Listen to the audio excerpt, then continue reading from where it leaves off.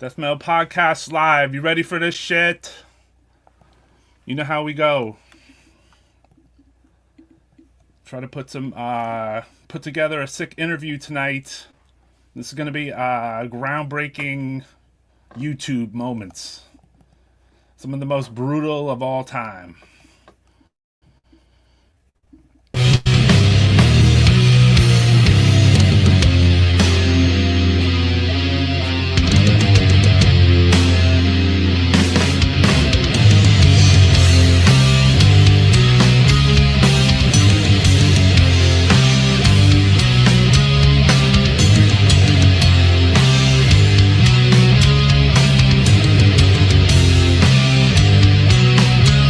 Oh,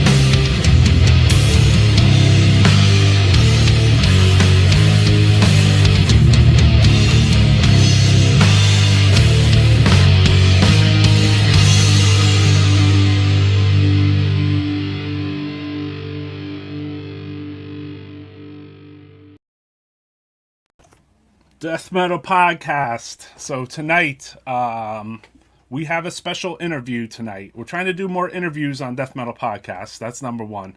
So thank you for everyone that did tune in. Tonight, I thought that Erika Osterhout would be the best interview I could do. Because as a death metal listener, I'm into a lot of different stuff, and I pay attention to the scene. So like all the underground tours and all the less mainstream stuff, let's call it. And you see these labels from California, and you see these bands from California, and you see shows being played. You see things happening at Eli's. Like, I'm not from California. I'm from New York. So I'm used to seeing New York shit. So, but I pay attention to the, what's going on in Cali, basically. Because there's a lot of sick bands. And then you kind of start seeing the same person out there, and that's Erika, in my mind, One of those people that is one of the people I keep seeing out there, and I keep seeing this band and that band, and then fucking with the bands that are, like, big that year, like Mortuous, in my opinion. So tonight we brought Erika on for Death Metal Podcast. I don't think I could have a better guest. Death metal to the core. So here we go. So what's up, Erika? Hi, how are you? I'm good. Thank you for joining us on DMP, as they call it, Death Metal Podcast. Yeah, no problem. Thanks for asking me to be here. No problem. So yeah, I mean, like I said in the intro, you know what I mean? Like, the reason I wanted to have you on is because I keep seeing you and your name and your bands popping out in California. I pay attention to the scene. So, like, I see things happening. I see, she switched to this band. She did this, your earlier bands I was looking at. I bought a 7-inch from your independent label. Oh, nice. You know what I mean? I stay on top of what I would consider, like, the other underground people. You know what I mean? I don't know if that makes sense. No, clearly. Otherwise, I wouldn't be here. I mean, I won't go away, and I won't. I'm just doing You're my down thing. for the long haul, basically. So that's why you are the perfect guest to be on Death Metal Podcast with the rest of us maniacs that watch it, basically. So thank you for everybody that tuned in. Hey, thank you. We are in the spirit world asshole for calling my telephone 10 times till I could find it that night. Appreciate you, bro. Because I was like, yo, can you call my phone? Because it's lost in my house. What's up, Andre? Coming at 1:38 a.m. from Germany. Cheers to NRW, too. So Death Metal Podcast is live, obviously. We have Erika tonight. Cheers to the UK. What's up, brother? We're live tonight, and what I'm going to do is do the best I can with an interview with this woman's massive fucking band discography, which is ridiculous, I mean, she might not think so, but at the same time, it's for me, even to make like a commercial for this, I have to spit out like all these names and bands, and like I'm just making up on the spot. So I'm like, damn, I got to say like 8 names, I know, Hey, it's Susanna excessive. Amador. It's excessive. I'm sorry. No, I love it. I mean, the thing is, it just shows that you're putting in work, you know what I mean? And you're putting in a lot of work and hard work on underground bands. So that's cool. I mean, the rest of the people that watch this and myself, I could say for them, I think we pay attention to that. You know what I mean? Like, so, you're putting in a lot of stuff and doing a lot and getting out there. So, like, hats off to you, like, I really respect that, For sure. Cool. Thanks. Yeah, it's cool. I mean, including me, we all try to be humble, you know what I mean? And Death Metal Podcast, I just want to talk about music, and I'd like to do it in a not fake, in an unscripted way. That way, I think that it's a little more fun, Andre saying you're a perfect guest. I know that. That's why Erika's on here, basically. She's been in a lot of good bands. We're gonna play a few of them too, and you know what I mean. Then talk about different things that happen over the years. Could you elaborate to the death metal podcast watchers though, like, like what was your like incoming like metal kind of, when you were the youngin? Oh, when I was a Grom, I guess like the thing that got me into metal or like exposed me to metal was Beavis and Butthead and Headbangers Ball, basically. I Yeah. was watching MTV randomly, and anytime that stuff came on, I just thought, this looks insane. And I really liked the way that Beavis and Butthead roasted a lot of the videos. And of course, like, we know that they probably liked a lot of those like more than the other ones. But yeah, that was kind of like the how my eyes like first fixated on this and Wow, got me that's cool. interested. That's super cool. Did It that sounds make did that make you want to play guitars and instruments, or were there instrumental people in your home? there were some people in my family that played instruments. My aunt played piano. She was like an incredible pianist. My grandparents had a piano in their house too, and my brother actually played bass in punk bands, which is like my dad had gotten us a acoustic guitar to like share, and we tried to work on that, and it's just so unforgiving. It's like I want to Mm, sound like that, but it's not going to sound like that for a good long while. right. And then my brother started playing bass in punk bands and, going out and drinking with his friends and shit. And so when he was gone, I'd sneak into his room and steal his bass and his tabs for, like the Ramones and Blitz and stuff like that. And I'd go to his band practices. There was one song that he had to do like backup vocals on, and he like at first couldn't play and sing, and so they let me play a couple times, and so I thought that was very like invigorating. I was just I hear you. supercharged from What was the that. name of the band?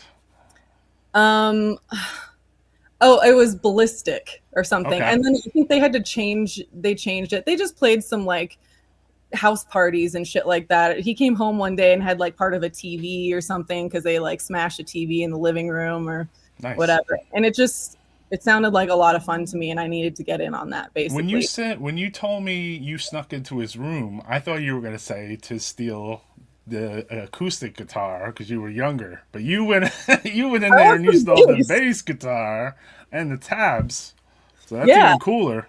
Yeah. Well, I mean, also those songs, Ramones and Blitz, like that's pretty easy stuff. And I would just like jump on my bed and be like fucking Right. off trying to learn it, and then put everything back carefully, even though it like his room like Because you didn't want to not. You yeah, didn't want him to know, right? yeah, you can't fucking know. Not that he would, because he was so shit faced when he'd come home and his room was a mess anyway. But I put everything exactly back where it was if it was like Mm. So they would let you sing, or they would let play bass because he couldn't sing at the same time. I'd mostly just watch and sit in. I I also had like understand. but I did play bass on one of the songs. So you had like that moment where you're like, "Whoa, I'm in a fucking band! Holy fuck!" You know? Oh, this is sick. It's so fucking loud. The cops are gonna get called on us. I wish they would. Yeah. And then was there like a transitional phase where you were like a listener, or did you stay like playing, or try to get around a scene that had like instruments and people and So related? there was a transitional phase where I didn't, there was some separation between that moment. I was just obsessed with music, but collecting stuff and going to shows. And we lived in San Diego at the time, and there's a lot of bands that skipped San Diego. So we would, Okay. once I got my license, I'd drive to LA for shows and do whatever I could. And I didn't really play like until I moved to Oakland when I was like 19. I moved with an ex-boyfriend. He was actually very unsupportive about like Right. me playing, because he played drums, and I was like, I want to go to the practice space. Like I want to play some stuff too. And he basically told me that if I couldn't play by then, I wasn't going to be able to, and that I was too uncoordinated and all this shit. So basically, once we broke up, the first thing I did was like borrowed my fucking friend's bass. I got fucking lessons from Sean McGrath, like, and Okay. I just put the time in. I like slept next to my bass. I was just obsessed. Nice. That's good. Yeah. All right. So yeah, yeah, because obviously it was a symbol to say like, fuck you, you know. Kind of. I mean, but also it's like it's just something I wanted to do. So it's like, well, Right. there's more people out there that would play with me than you. I don't need you. Yeah, yeah. Are you? I mean, I got to ask early in this too. Are you primarily bass? Because are you play some guitar? I do play some guitar. I started learning it out of necessity because I was writing a lot of stuff and like showing, the rest of the Right. band a riff on bass. I'm like, but you're going to tremolo pick, but it goes like this for me. I'm playing this.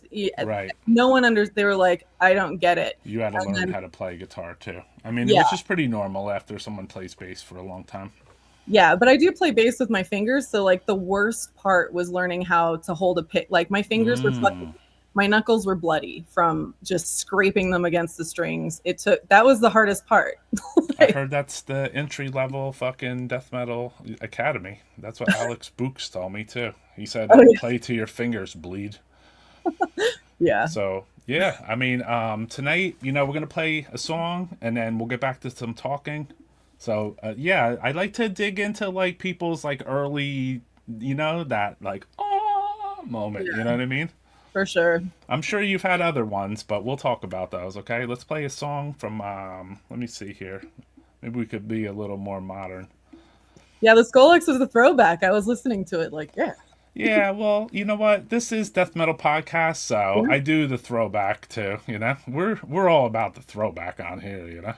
Scloex was my heart though, so it was a good choice. I saw you getting into it in the background there, so I was like, yeah. All right, so here we go. We're gonna play just a snippet. This is from Baltimore, Maryland. It says. Appreciate it. So, you know who you are, this goes out to you. It's called Days of Glory.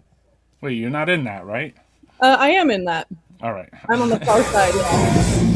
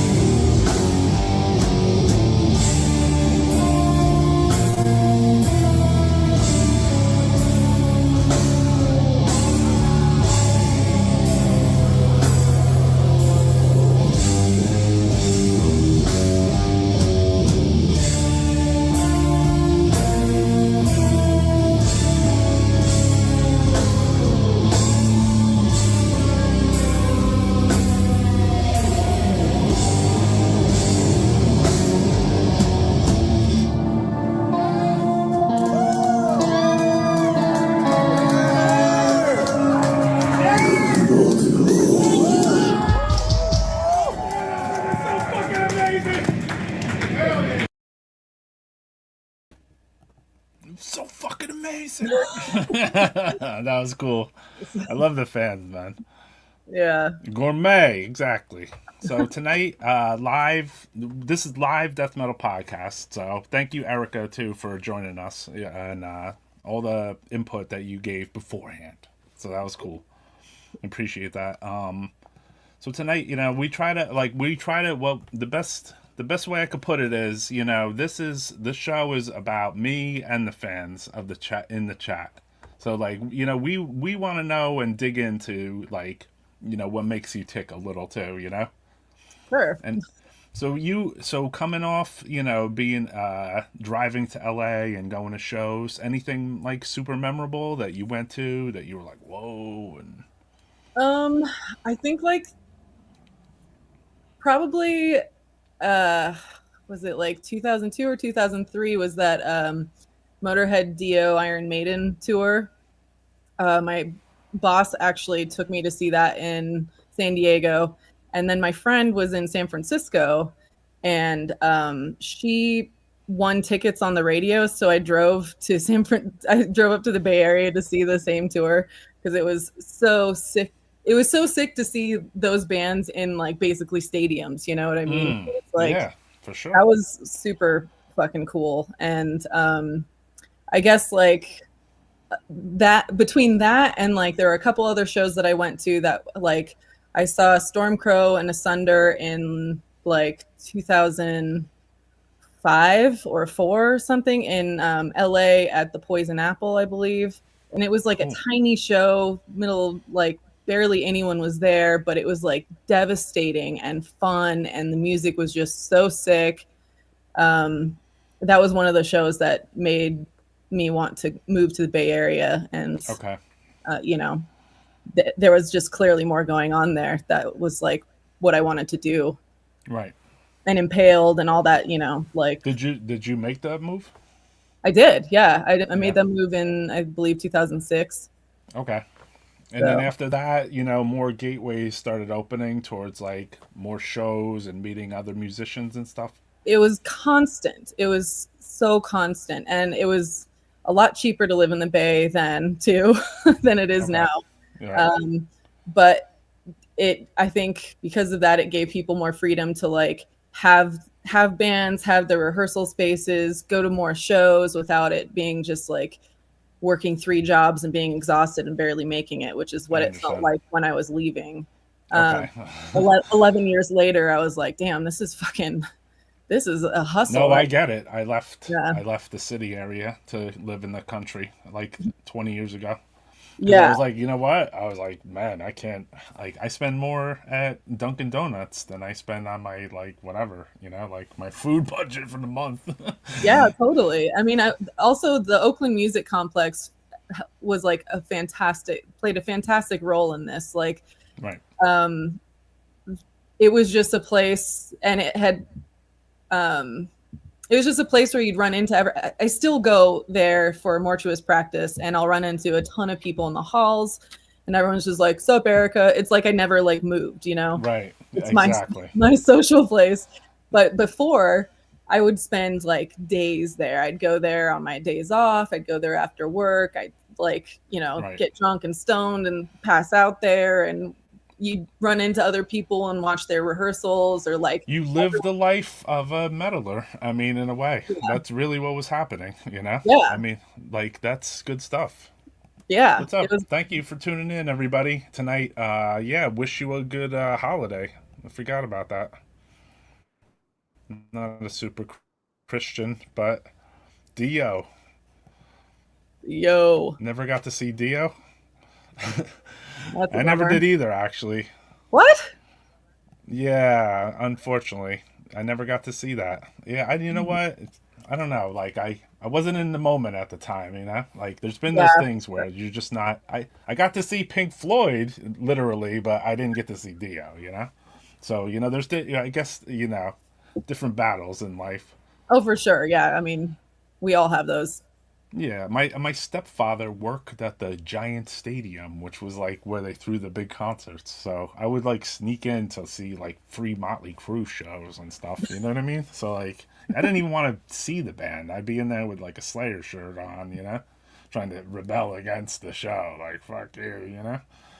For sure. But, you know, I got in free, you know, and I was like, fuck it. I'll go to see Kiss on a horrible tour, you know? Like, and, you know, I never saw Dio pass through. Like, they weren't, like, that big for that area. But Oakland sounds really cool, actually. And what were some of the clubs back then that you would frequent? You mentioned one that might be deceased now. Well, the Golden Bull, when I first moved there, was like really dingy. It closed for like 5 to 7 years or something and reopened like sort of later, but they had Metal Mondays when I moved there, and Dino Somisi would DJ them. So we'd go down, he'd be like playing like Unleashed and all this, you know. Right. It was actually, I had never ever experienced anything like that, like going to a DJ night where people actually played music I want to listen. You wanted to hear. Yeah. Yeah. I was also underage, but you know, so I didn't have a lot of experience doing that, but thank you, fake IDs. Yeah, that was cool though. Yeah. I mean, that's if it helped, you know, in a weird way. These are all like building blocks that built you to where you kind of are now. You know what I mean? Oh, for sure. Yeah, there was also in San Francisco the Elbow Room that was there that had a ton of shows, and I played one of the last shows that they had at that location too, with Acephalix and Necrot. Which was interesting because I was kind of just filling in for Luca at the time, and he was like in the crowd watching me, and I'm like, fuck. Like, don't look at me, you know? For me, going into this, there is a lot of blurred lines of between like Necrot. If I pronounce it wrong. We've always said Necrot, but I've heard Necrot a lot. So there's Necrot, Acephalix, yeah. You know, what do you call it? Like, you know, like these bands seem to run into each other like a lot. Like you run into this band and this band runs into this band, which is no different than the New York scene. Yeah, so, like, there's a lot of shared members, but also like we all played shows, like our early shows and our bands together and put on those shows. And like Necrot played their first show with Scloex. We drove up to Portland, and they played their first show in Portland. Wow. Instead of locally? Yeah. That's cool. Yeah, very cool. They're very cultured men. Yeah. But yeah, which band, like, where were you, like, in the entry level of the, you know, joining like thrash or death metal bands though? You know what? I actually worked for bands before, like while I was learning how to play bass and becoming more confident and like holding stuff down. I was driving bands and doing merch and tour management. Cool. I worked for Saviors, which is how I met Sonny. Well, I met Sonny before that. And I actually I gave the Necrot guys Sonny's phone number. I texted him and asked, like, hey, these guys are looking for a guitarist. Like, right. I know these, you know, Watch Them Die and Saviors aren't doing much right now. When Saviors was playing around with like Witchcraft and those bands? Yeah, around then. Yeah, right. I was driving. I remember that. I remember that. I just remember that in time because I like Witchcraft a lot, and I remember seeing that tour rolling around, and afterwards, so of course, I'm like, fuck, I wanted to see Witchcraft, you know? Yeah. Well, and when I wasn't on tour, I worked at a brewery, and then I would hang out with all my friends, and we'd all, you know, smoke a bunch of weed and go down to the practice space and jam at like 1 and 3 in the morning or whatever, and had all these like one night bands where you just like come up with all these songs or ideas and jam them and then never do anything with them. Gotcha. Were you hitting record during this time, or were you not? You know, it was kind of before the accessibility of some of that stuff. Yeah, I gotcha. I wish, though. I mean, I'd love to hear some of it. I had a party band with Sonny called like Von Blast, and we played like house parties. We also played at like Burnt Ramen and some of the more like hazmat, like the DIY kind of warehouse places in the Bay. Right. Oh, so that's what the Burnt Ramen. Somebody's put that in the chat or comment. Yeah, Burnt Ramen. It's a venue in Richmond's like North Bay, kind of north of Oakland. Sick.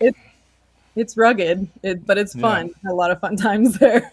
Yeah. I mean, if that's part of your upbringing and that's what brought you into being in this, the fucking death metal scene, Yeah, for sure. So I mean, it seems like it just cascades for a lot of us. You know what I mean? And Oh for yeah, it you, just yeah, keeps in moving. Oakland, you're cascading around, and people are like, "Hey, like she can play," or "We need Yeah, a tour." I noticed that you did, like a fill-ins, like say a tour. You played bass on a tour or something. yeah, for sure. I mean, it's like it was actually like a community. So if like you needed to fill in or Right. change members or something, it was like a no hard feelings. Everyone's just like moving on, and someone Yeah. can't tour but you want to, so you just get someone to fill in. Where would you say your first real, like what you considered your first real band was? It Scloex or I think Scloex, yeah, okay, definitely. We started in 2010, and I guess I played in something before that. It just wasn't really my thing. It was right? kind of a like she can play, she's available, and it got me like more exposed to playing actual shows. But Skolex is like, in my opinion, the first real band for me. It's the first one that I like Right. was really proud of, like things that I contributed to it, like riffs and And ideas. today, and I mean today up till like right now, Scloex is still a band, right? It's kind of on. We played like some shows. We did a West Coast tour in 2018, and then we Okay. played Killtown Death Fest that year. And then um, I had moved to Colorado. We hadn't played since like 2014 at that time, so it had been 4 Okay. years that we were on hiatus. And then we played these shows, um, and then the drummer moved to Virginia. He was kind of like energized from playing the shows, but it was kind of at the point for me that um he wanted to like write a new record, and I was thinking like, dude, I wanted to do that like 4 years ago.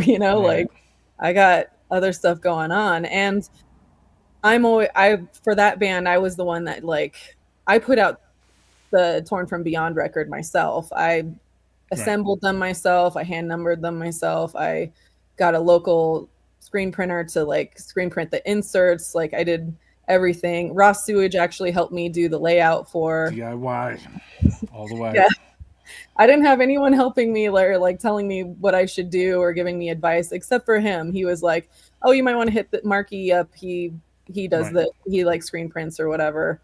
Yeah. But other than that, like I did that all on my own. I booked the shows, I booked the tours, I Booked assembled. shows. So Yeah, you fanzine. You're only missing the fanzine. yeah. I never did a fanzine. Okay. Maybe. Well, life ain't over yet. I guess. You hit like almost all the elements, I mean, a release and a fanzine, though, I'll put them in the same category. So, like, you booked shows, you played in bands, and you did releases. So, the only thing yeah, you have to hit the fanzine, I think, and that's it. Then Yeah, you've hit every element. I guess so. Yeah, I mean, death metal is fucking kind of cool like that, or thrash or heavy music. Like, you could, like, you have all these little facets for, like, creativity, you know what I mean? Yeah, So, for I sure. think it's, yeah. And then amongst what you're saying, like, your scene in Oakland and all the people, like, they bring additional fucking creativity like crazy to you, and you bring it to them, you know what I mean? And it's like they become like a brotherhood sisterhood thing where like you're just like, hey motherfucker, like where everyone kind of leans on each other just a little bit, you know what I mean? Yeah, Like, hey, absolutely. you got a number, hey, you got a show, you know what I mean? Like, where do you get your shit printed, you know what I mean? Like, it's Exactly. important shit, in the long game. I think that's the best thing about like the underground, where it's just like underground underground, so thank you for people that are tuning in. Sorry if I'm a little late on the chat. We're trying to, like we're trying to extract information from Erika. I'd like to know the deepness of the scene, and you know what I mean, like where things kind of came out of, and there's gonna be changes. There's parts that are 10, you have 3 bands at once, you know what I mean? So obviously you might have those, like where you're like, well, I don't know, that happens. But like beyond that, just seeing the scene out there and the bands and the good stuff happening, all the shows, the flyers, everything behind it it's important underground stuff in my eyes, So Oh, I yeah. fucking pay attention to that shit, I don't pay attention to the major tours. I only pay attention to the underground stuff only, Yeah, I mean, the major tours are cool. They're, everything's more expensive than ever right now, obviously. But Right. I have so many friends that I've made throughout the years, and they're all still mostly doing the same thing too. So Right. we just try and stay current with each other, and that does a lot. It does a lot. Yeah, this is sick. The Mortuous Scloex split, definitely. So let's play another song though. What's up, Aaron? How's it going? Was this an old? Let's look at something now. Was this an old flyer that you had sent me? Yeah, that was actually the first show that Eric Cutler played guitar in Scloex. And yeah, Rude played. I don't remember. I feel like Forgotten Gods was maybe from like San Jose, What's this and year? that was 2014 Okay. in Oakland. Lecherous Gaze, Scloex, Rude, and Forgotten Gods. I saw that. What about the logo of Scloex? Who drew this? So the idea, I usually do like a preliminary sketch of like a shape that I like or whatever, then I took that to Tim Lehigh, and he's like a tattooer that's in he was in San Francisco at the time. He's actually who I bought my alembic bass from, but that's a different story. But yeah, I took it to him because we were friends. I knew that when he grew up in, I believe, Kansas, like he drew flyers for like the death metal bands that were touring through there, like in the early 90s. Like he drew the Bolt Thrower flyer for that in Carcass. And so he has like death metal roots and was kind of excited to contribute to Cool. doing something. Yeah, because you got a lot of logos in your life too. Would you say that after Scloex, this kind of started the necrostic? Necrosic, yeah. That was kind of happening simultaneously. That started Simultaneously. Okay. Yeah, he asked me in like 2013 because the Scloex rehearsal space, the second one that we had, was adjacent to the autopsy room. Okay. And we kind of like started, we were in our room so much, and then all of a sudden there was one night that we were like, oh fuck, I think they're next door. And we like stopped playing and we just sat in the hallway and we were listening to them jam. They always like do like a warm-up jam that's like bluesy and like fun. And then they were playing through their regular kind of set, and Right. they came out into the hallway and they were like, what's up, man? Because we had actually had Danny play a solo on the Torn from Beyond record. Okay. So we knew him already. He was kind of like our in. Right. And my drummer did a split with Abscess. So that's how we got Danny. And so we vaguely knew of them, knew them. And and then they just invited us into their room to take like a shot of whiskey and like smoke some weed. And they let us watch their, couple songs. And it was like, holy shit, this is fucking awesome. Yes. Indeed. Fucking autopsy, Yeah, I mean, they're the kings of death metal, in my opinion, and they still do it. You know what I mean? Like they could still go make a record, and then they could throw one of the songs in live, and it fits in just the same as a Severed Survival song would fit in, or a Mental Funeral one. You know what I mean? Yeah, it's ingrained in them. They're real. They're the real deal. Kind of like Immolation. I think Immolation's one of the best. Oh yeah, there is, and they never stopped. They're still doing it, and I love their records, and they're fucking awesome guys too. Yeah. Who do you chalk up to some of your like early death metal influences? I mean, definitely, Autopsy, Immolation. I was really into Swedish death metal. Okay. Nihilist and Entombed and Crematory and Dismember and Gormant and on and on. A lot of Finnish stuff too. Yeah.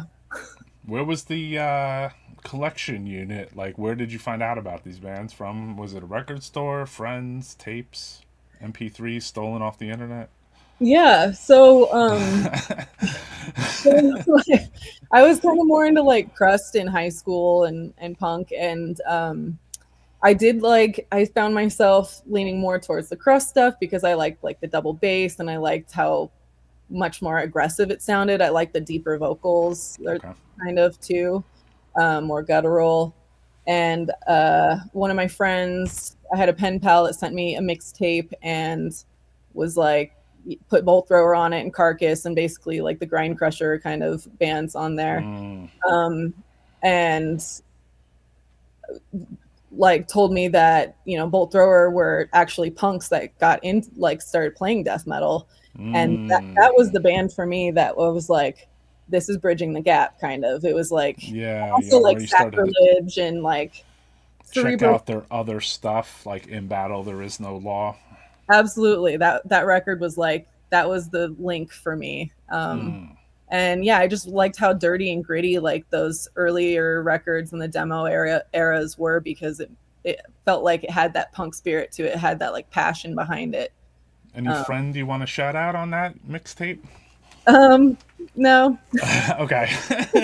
No longer friends, but I mean, as far as like, you know, like getting into like the early earache stuff, the Grind Crusher, like was my early like death metal thing, because I had Terrorizer, Carcass, Morbid Angel, Godflesh, I forget, you know?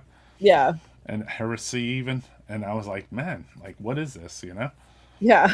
It's almost the same bands, which is cool, but I know time removed a certain amount because our age difference is different, you know? But it's kind of cool that it's the same fucking bands, you know? Yeah, absolutely. So thank you for everyone that's tuning in the chat. What's up, Frank Vaca? How's it going, brother? My brother. Damn, who would shit on Autopsy? Autopsy received Acts of Despicable shirt today. Cool, man. Awesome, yeah. Dude. Autopsy is a band of the people. I agree. Absolutely. I fucking agree with that. They are a band of the people. And shout out to Nancy, actually, too. Oh, yeah. Nancy. I love Nancy. What's up, Nancy and Chris and myself and my husband, we all have FaceTime things. Chris actually officiated our wedding. Yeah. I think I saw that. Yeah. I mean, we didn't talk about this because I didn't want this to be about this. But you're married to Paul from Blood Incantation. Yeah, and Spectral Voice, yeah. And he seems like right now, Blood Incantation seems to be like popping. You know what I mean? A little harder with different fans. Let's call it. Yeah. They've like spread their wings. They're like getting really into like I can appreciate. I mean, I love the new record, and I think that they brought a lot of like all of the influence, all the shit they like already into what they do already. Even like when I first was hanging out with the Autopsy guys, like Danny and Eric were talking about like, you know, playing like Rush covers and staying in and learning Michael Schenker solos and shit like that, and like that's not necessarily like exactly the same, but it's like that's their like musical influence too. And for me, I can hear all of these, you know, all of these guitar gods behind their solos. They didn't just, you know what I mean? Like I get it. Their influence, and it doesn't necessarily reflect in their writing other than. And sometimes they wanted to break out of the box and put out like Mirror Snake or whatever. Aren't you in a band that was Painted Doll? Wasn't Chris in that? Yeah. He called me one day, and he had started Painted Doll with Dave Hill, who's a comedian, very funny man, because they met in Texas at a festival that Autopsy played, and Dave Hill was playing guitar in Thor. Randomly. Yeah. He's a great guitarist, not just a funny guy.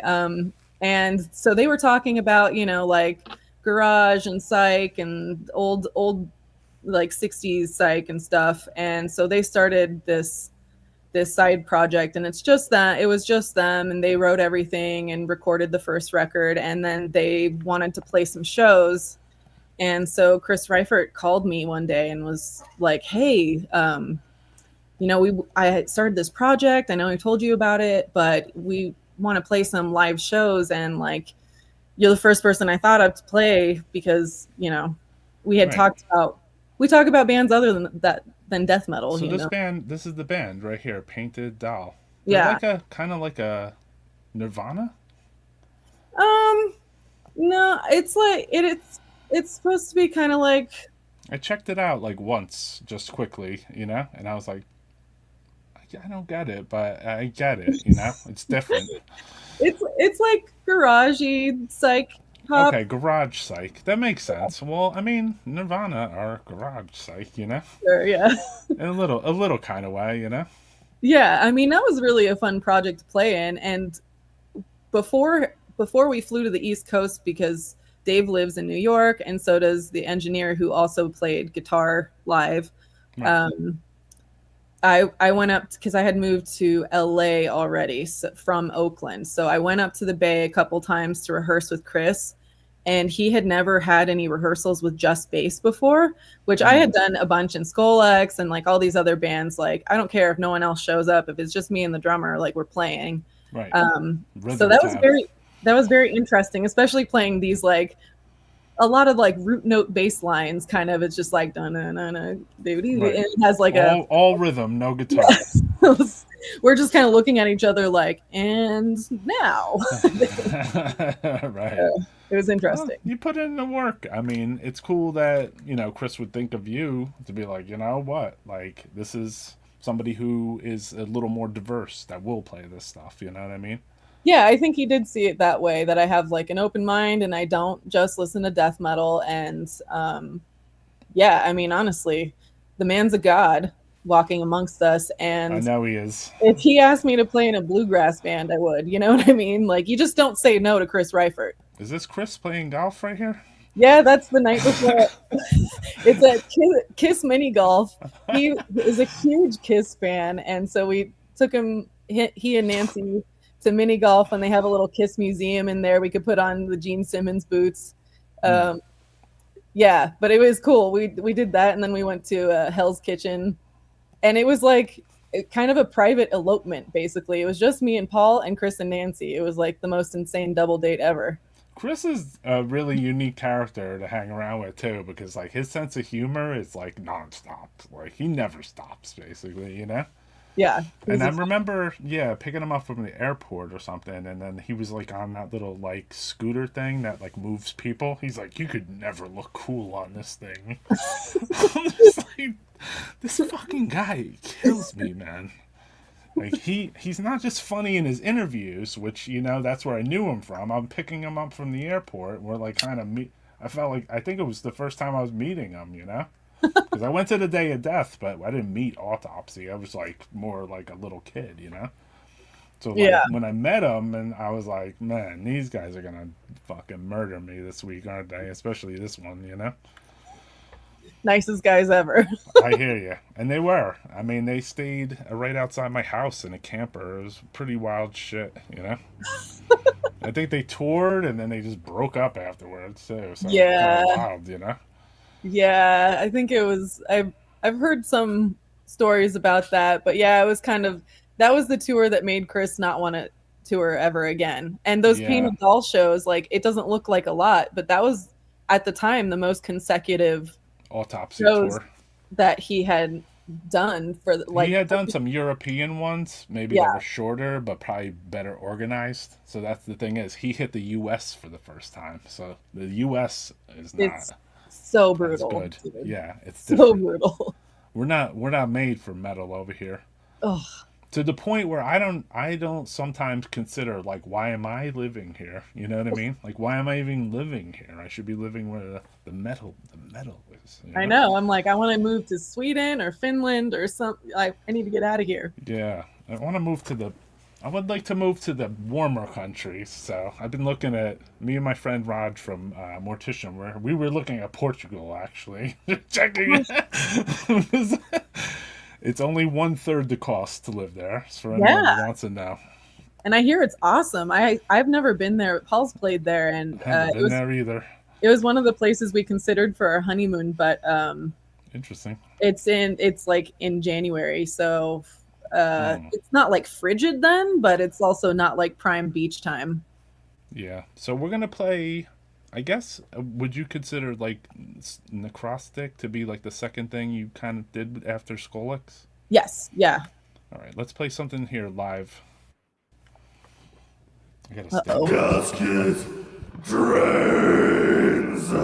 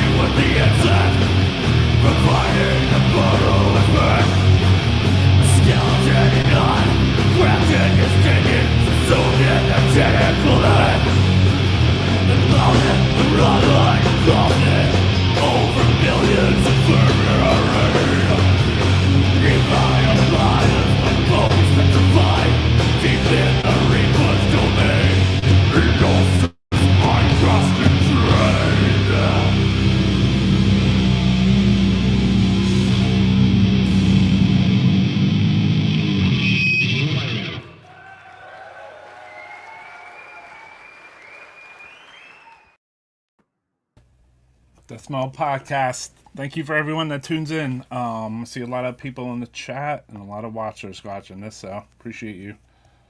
Let me make sure it's running still on my own thing. So we're an hour into our interview. Did anyone learn anything yet? I learned a lot already. You've been very busy, you know, and we have barely touched the surface right here. I know. But it's cool because, you know, I think that's the main purpose of the show. You know what I mean? Like, I want people to know, like, about good death metal bands. You know what I mean? And without, you know, somebody in between the record label, I would call it, and, like, the fans and not in a band. You know what I mean? Like, I have an impartial look at things. I think I do, you know? Oh, for sure. Yeah, so, I mean, yes, I fuck with a record label. But, I mean, the thing is, I put out one release a year, you know? So, like, you know, so for me to look in on the scene, you know what I mean? I felt like there's not enough talk about it. There's not enough, you know, like, people need to know shit, you know what I mean? So, that's the whole purpose of the show, you know? I thought I was just going to come on here and just interview my friends. And then, eventually, I was like, I think this can be repurposed towards something a little cooler, you know? Yeah. So I appreciate you coming on and chopping it up because I always murder everyone on here. So, I mean, because there's a lot to talk about. I mean, I know. You know, you've done a lot, you know, I don't know, you know. So was this taken around the time of that show? This was 2014. So it was a couple years earlier. before that. Yeah. Cool. That you was just happened to be hanging out with Joe Bench. I mean, this was the final time that I saw Bolt Thrower. I saw them 5 times. Okay. I went to Bolt Fest in the UK and London. I did a bunch of stuff. But yeah, they played with Autopsy and Noothgrush and Benediction at Oakland Metro. And obviously the Autopsy guys were like, we'll get you in. You can hang out backstage, whatever. Right. I watched Noothgrush like side stage with Joe Bench, and like she was like, "Damn, Chio," or you know, she's a sick drummer. She plays really heavy, and so that was cool.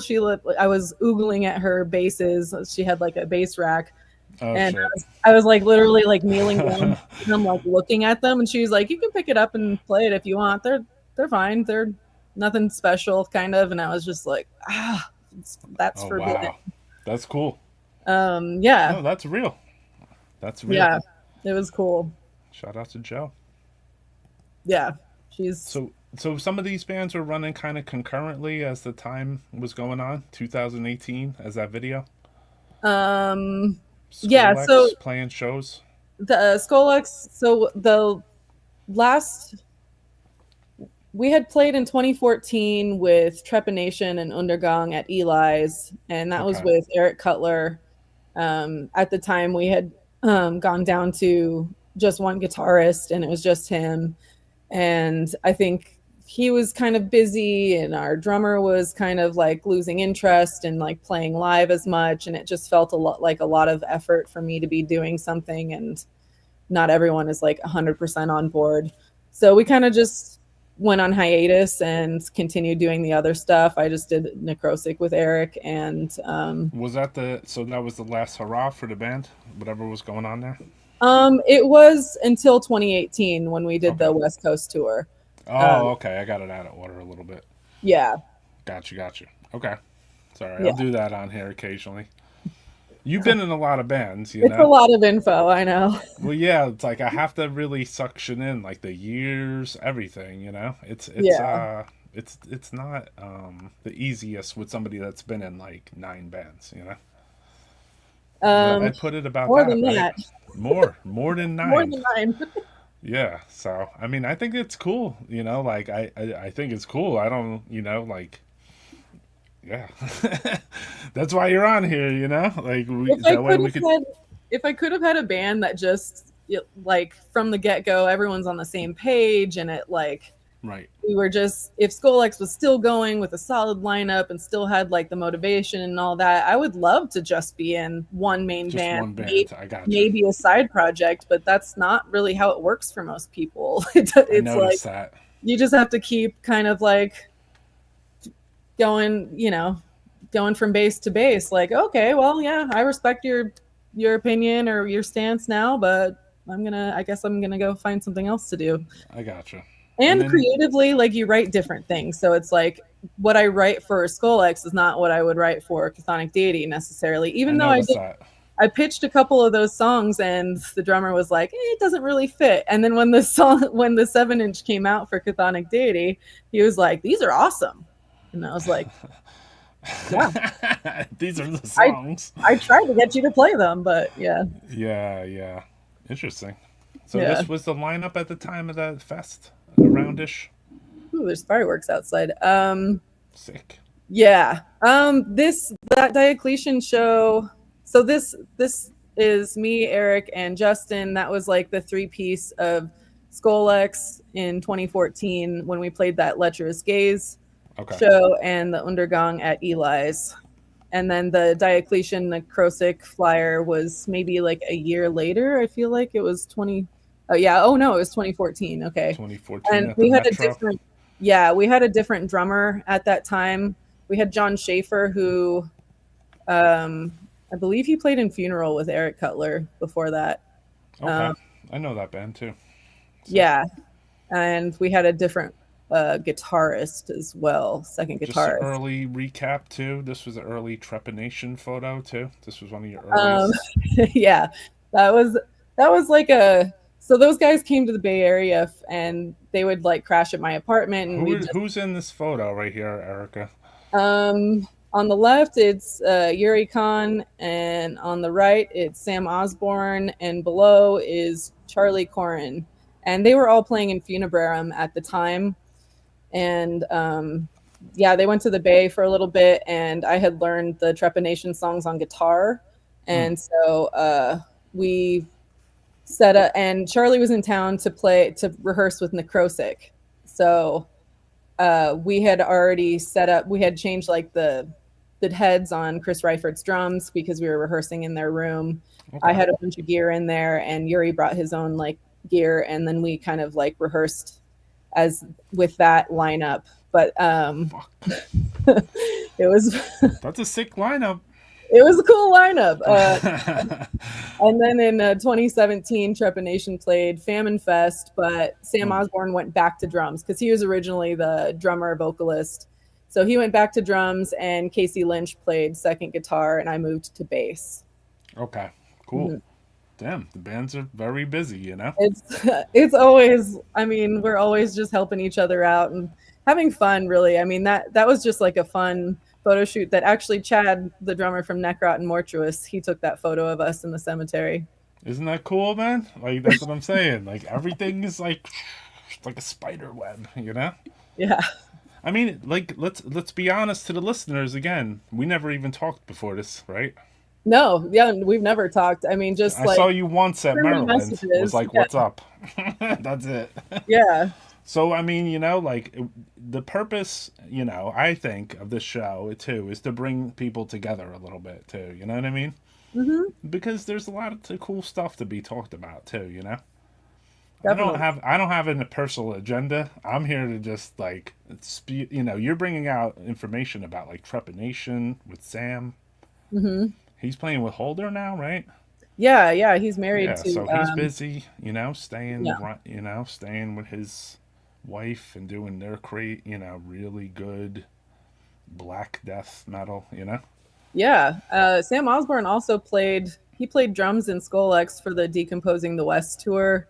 Okay. In 2014 with Necrot and Untergang. So like I had already met him when he played in Bone Sickness, and then he played in Scloex, and then they asked me if I'd play in Trepanation, you know, and this is all like a couple years go by, and Yeah. we just keep like doing it, you A know. lot of cool band names. I know these bands. I remember people writing to me, you know, my band, Bone Sickness. You know what I mean? So, like, I remember these things. Yeah. These are, and then Charlie also, later playing with Morbid Angel and Incantation. Yeah. Crazy, huh? I mean, we had Scolics and Necrot did like a tour at the end of 2013, and we played in San Diego with Ascended Dead, and everyone was just like fawning over Charlie. They were like, dude, this kid is fucking nuts. Like, he Right. is such an insane drummer. How old was he? I think he may have been like 18, Uh huh. maybe. So yeah, he was like pretty fucking young. Like, Mm, cool. yeah. And we all exchanged information then. And my mom still lives in San Diego. So I was like, hey, when I come down to visit my mom, like, do you want to like jam? And we literally did like 2 months later. And Mm, that's when we first, like, I wrote a bunch of stuff on the spot, and I had some spare riffs and sections that Scloex didn't want. And that was actually what turned into be Chthonic Deity years later. okay. Okay. Gotcha. So that's what became Chthonic Deity. Yeah, and I got him into Necrosic because I had been jamming with him, and I was like, this dude will come up and just fucking nail it. Like, he's gonna blow your mind. And he absolutely did. He like walked into that room and sat down behind the kit, and I had played the songs with him in San Diego, like, you know, a few times, but he, you know, he does his homework. He's very diligent, and he's just super talented. So It's cool. um, yeah, they were easily convinced after like one song with them. Eric looked at me and was just like, gave me the nod. They're like, he's in. He's like, yeah, this will do. Yeah, that's cool. I mean, you know, like he definitely is a hard player, you know? Like you see it through, I mean, I've been seeing it lately through reels, I guess you call it, you know? Yeah, It's just like, damn, I'm glad to look at videos of this guy playing because even in the solo motion, you know, I'm just like, just blown away, you know? yeah, It's cool to see a young buck out there fucking it up, just to be honest, you know? he's getting not so young now. Ah, yeah, that's I think that was yeah, 2016 for that California Death Fest Necrosic show. Sick. And you, so how many bands you been in with him? With him, I've been in three, Okay. two, three, something like that. Chthonic Deity. Yeah, Necrosic, and then I mean, I guess it's just two official ones, and because he was never officially in the Trepanation lineup, Okay. and yeah, he did play like a couple shows like as a guest for like a couple songs or something with Trepanation, so he had played live with them, but wasn't like didn't play like an entire set at Not any. to forget this, but I saw that you had a credit on the autopsy as a vocal or something. Oh yeah, yeah, That's sick as fuck. yeah. They were. I just wanted to remember it before I forgot at the end. Yeah, they were recording at Fantasy Studios in Berkeley, Okay. and until that place closed, that's where they recorded like 2 or 3 records or something once they came back. And I had gone to they invited me down to the recording. I was working at a brewery, so I brought a bunch of beer and was just hanging out and whatever. And yeah, they asked me what on the next record. They're like, hey, we need some backup vocals, like, come in this room or whatever. And so we were all in a room doing kind of like chanting drony chants for Sanity Bleeds, I believe is what it Sick. Fucking A. yeah, Sanity Bleeds. And Fuck yeah. so I love that album cover. yeah, It's yeah, it one of was the awesome. best album covers in years. They have a good theme going on. It still works. It does. And then you know what? I mean, they had chants and weird shit in their songs like years ago, but like it went over a lot of people's heads, you know? Yeah. It was there, you know? It was some tortured shit. When you being that you're bringing back all these old memories, So at some points, though, you start doing more of this band. Chthonic Deity, yeah. So that So started to be like more your baby child.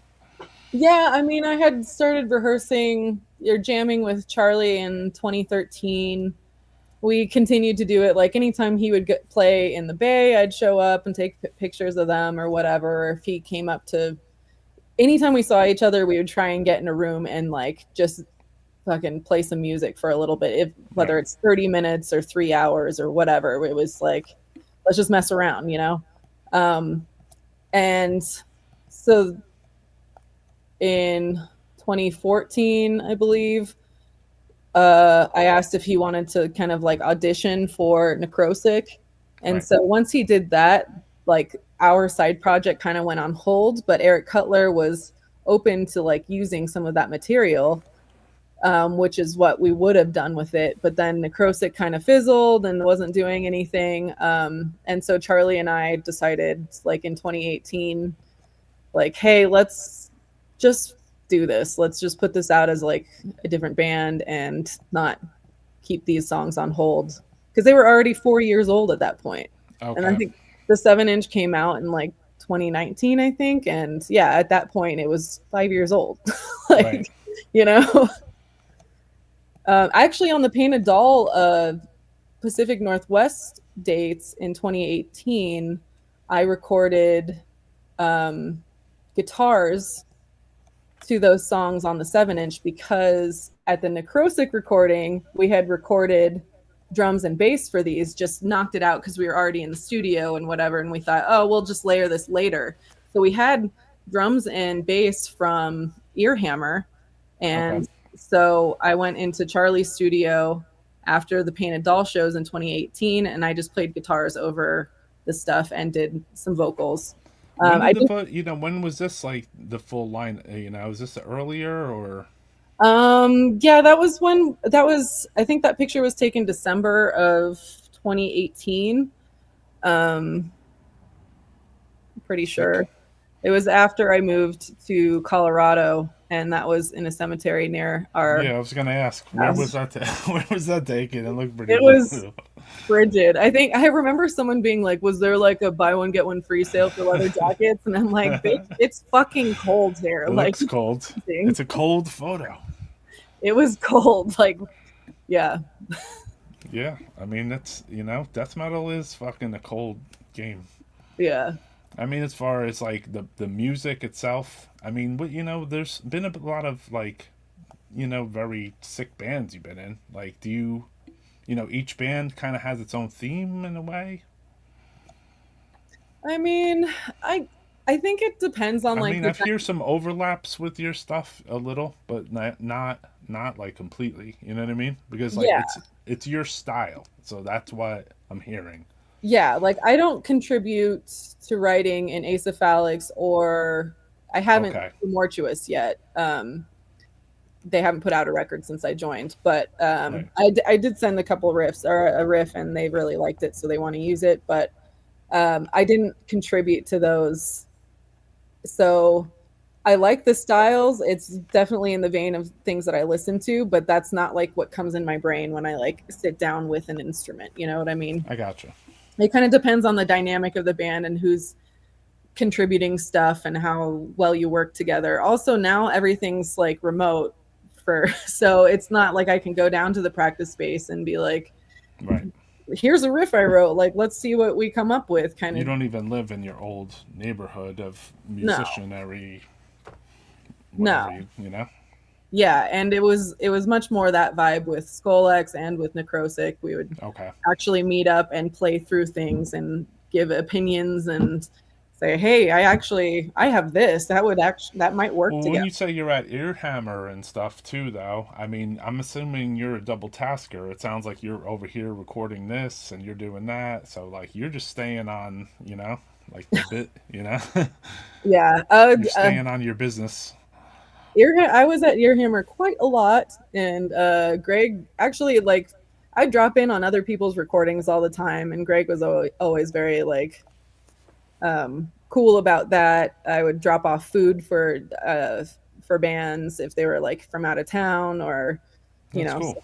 some of them would be like crashing at my house sometimes, or needed rides places, and I had a van, so I would kind of help out where I could just to keep things going. But and also I just wanted to hear a sneak peek at what was going on, you know what I mean?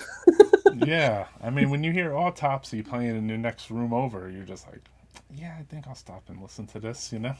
Yeah, I mean, so I got Necrosic to record at Earhammer, and that was really like Eric Cutler was like checking out the studio, and then they ended up recording that Yeah. EP there because And even getting the guy to join. yeah, I mean, it was bound to happen anyway. You know, they were going to play Right. with Deathgrave at some point, and he's in Brain Oil. Greg is like a hardworking guy too, so I it noticed. was bound to happen. But I think having Necrosic record there and me telling Eric like this is where the bands here go, Right, right. that don't have the budget for like Fantasy Studios or whatever. This is like the people's place. Right, right. Yeah, that's cool. That's Yeah. fucking brutal. And they've recorded a lot there since. Yeah, I think they've actually gone to like some other places, and it was interesting. I think the first recording I was texting with Greg a little bit, and he's like, yeah, this is cool. I don't like, there's an engineer. I'm not double dutying and pressing record and recording bass. That's true. Feel like that's kind of like a treat for him in some ways, although it might be like frustrating in others because his intuition is yeah. But he's a go with the flow guy, and he's like actually, I think he's a great fit with them and keeps them like motivated, and they've been like super active with him. He was my only mission when I went to the Maryland Death Fest in 2023. I was like, they're playing? I was like, I have to meet that guy, you know? I had no missions. I had like 2 missions, you know? See this one band and meet him, and that was it. And I accomplished both missions. Yeah, so he's awesome. Cool. Yeah, he was. He was super awesome. We've talked about having him on. Before the show is too long, too, which it always is. Can you mention your new band? Nefasto, yeah. This is a new project I have with Luana D'Ameto. She is Brazilian. She's a super talented drummer. Actually, like pretty insane, yeah. And we started talking online a couple years ago, and just sending memes and stuff to each other, and then talking about different up and coming bands, and she was interested in like the shows I was playing, and then some jamming going off, but nowadays everyone's kind of doing things through files, correct? Yeah. She, like a year and a half ago, she was like, so are you gonna do a project with me or not, kind of, and I was like, of course. Okay. Well, definitely will. Okay. And yeah, we've been sending music back and forth. We actually just recorded a single in Philly with Arthur Rizek. She was at the end of like she had just done a tour with like Carcass and Hatebreed, and they finished in Virginia, I believe, and she got dropped off in Philly. Okay. And you met up to do a recording? Yeah, and it was the first time that we played in the same room together. We rehearsed for a couple hours one night, and then went into the studio the next day, and she did her drum tracks, and I spent I'd play guitar, bass, and do vocals as well. It's cool that you got together in the end and recorded and did stuff together, because that's a big difference of like just doing the entire thing through the computer, which is just a little cold, you know? Yeah. Well, she had also, one of the things that I thought was cool that came up, because we had been sending ideas back and forth, and some of these songs were written for Chthonic Deity, but not that band's over. It's not over. But those guys are so busy. I wrote these like years ago at this point, and so I shifted those songs to this band. So that'll be a big chunk of the full length will be material that I had originally written for that band. But she did send me, she had like some, drum ideas. And so she had recorded like a drum line of like a few different beats. And I wrote music on top of that. And I thought that was a really fun thing to do. And I hadn't really done that before. And I ended up writing some very cool riffs that I would have never written, Right. just So she unprovoked. took you out of your box a little bit because her drumming style. Yeah, totally. And I think I'm taking her out of her box a little. Like she did something like I've never heard her play some of this stuff, and it's All right. really fucking cool and super creative. And I think it's gonna really, people are gonna be like, wow, this is actually fucking cool, you know? Yeah. Yeah. Yeah. I mean, that's super cool. Every drummer that you play with that's different is going to have their own thing going on, obviously, you know? Yeah, she's incredible. She's so awesome. And she just killed it in the studio too. She was, of course, hard on herself. We all are. I was like pulling my hair out playing guitar because you just hear everything, and like the amp is in the back and it's all fucking loud, and you're like, Jesus Christ, can I even play this? I've been practicing. Uh, Right. but it all came together, and You're so used to playing bass that when you play the guitar, you're just like, holy fuck. oh, dude, it took me hours to record all the layers of guitars for 2 songs. And when I Right. played bass, I switched to bass and it took like less than 20 minutes. And I did Mm, vocals, it was less than 20 minutes. And it was like, oh my God, right. agonizing. No, that's cool. I mean, I think that's good. Where did you record in Philly? We recorded with Arthur Rizek. I think it's Redwood Studios, I believe Okay. is what it's called. Yeah. Shout out to Bob Kelly from Philly. Billy. We got Philly in the house. So, yeah. So Yeah. that sounds awesome. Yeah, man. That's what the show's about tonight, Carpenter Corpse. Thank you for tuning in, my brother. Thank you for everybody that tunes into death metal podcasts on the regular, because I see a lot of the same names a lot of times, you know? But yeah, this is her, right? Yeah. Oh, cool. My Luana D'Amato. precious. Yeah. So Luana D'Amato.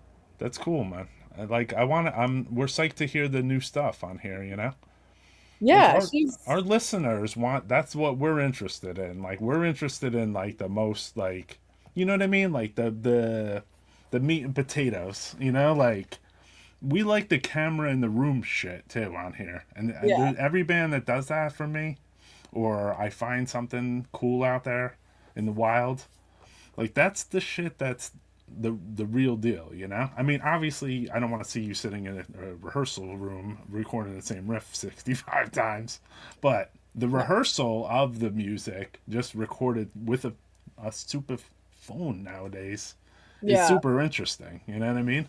totally. It's raw form and it's right there, you know what I mean? And it's just turn on the phone and just face it at us, you know? And that's even what this show is like. I hate being on camera. So like me turning a camera on myself and talking, you know what I mean? Like I I'm get it. completely like mystified that I would even give a fuck about doing that.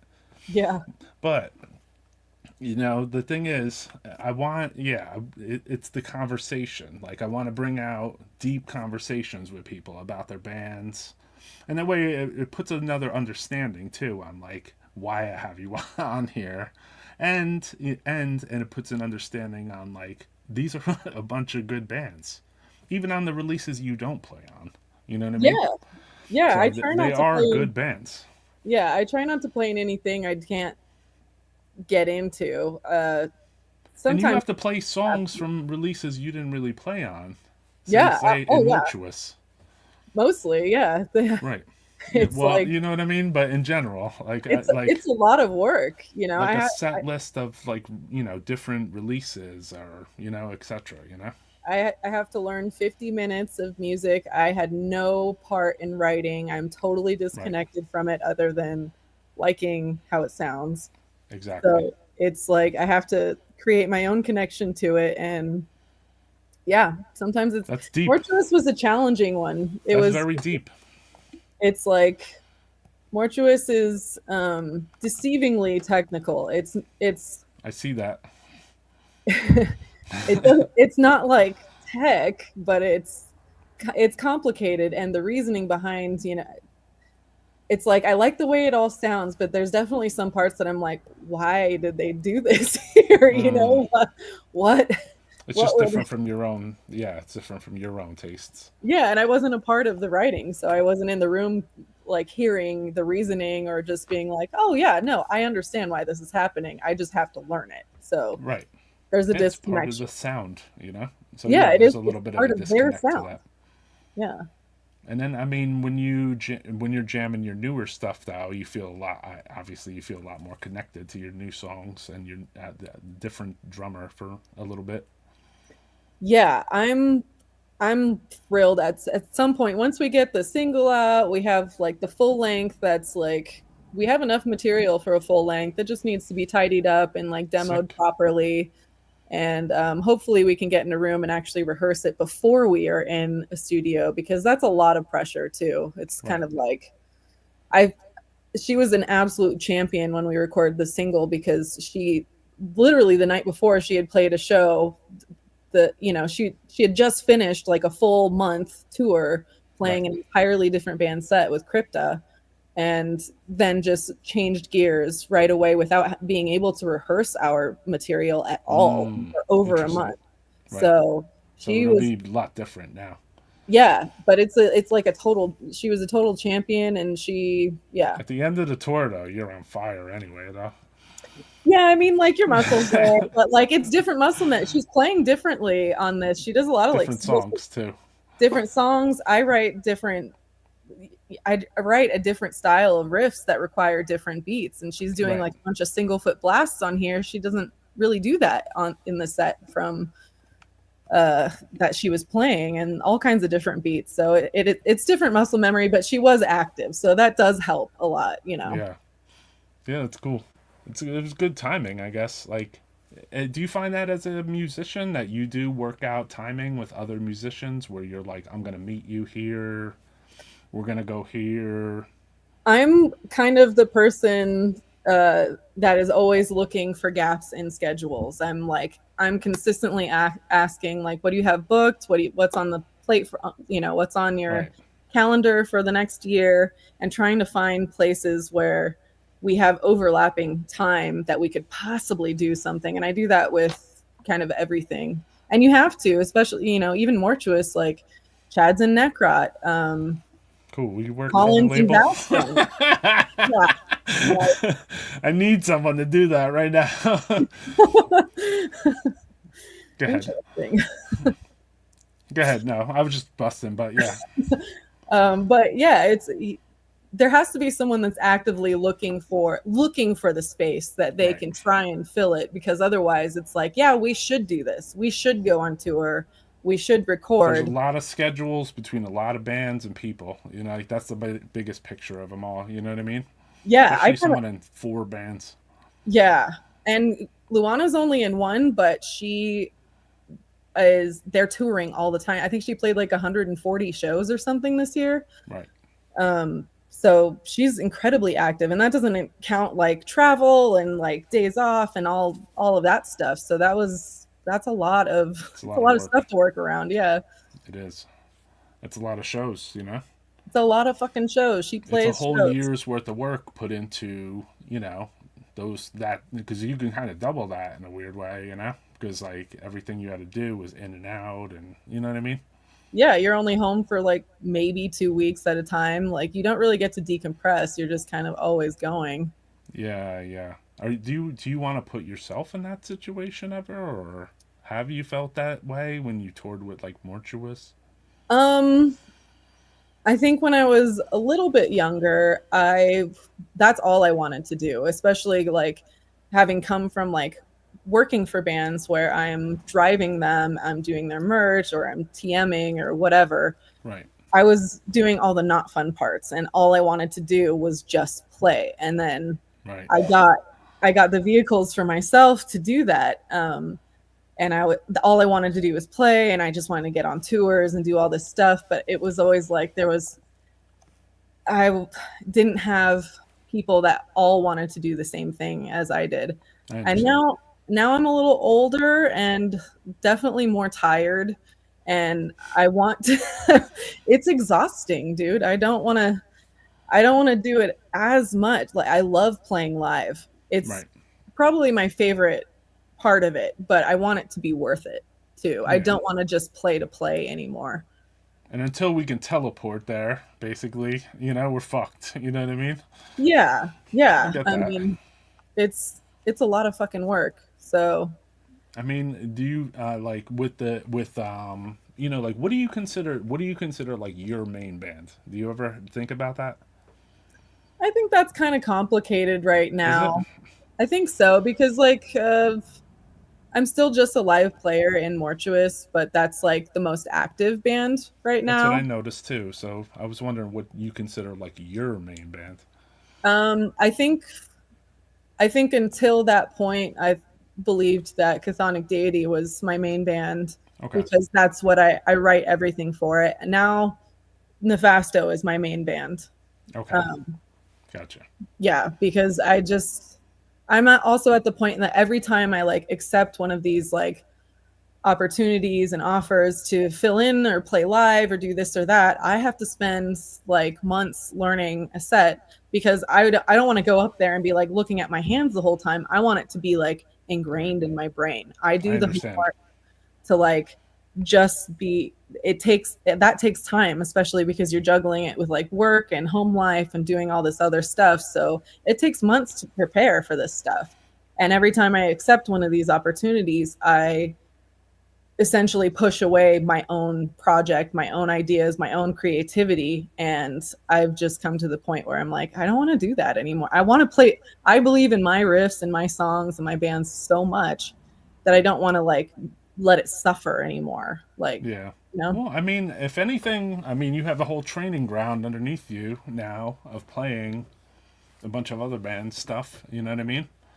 So Oh, it's only yeah. going to make you a better player for your own bands and your own stuff. It's only going to make you check out more studios, Yeah. more I've gear.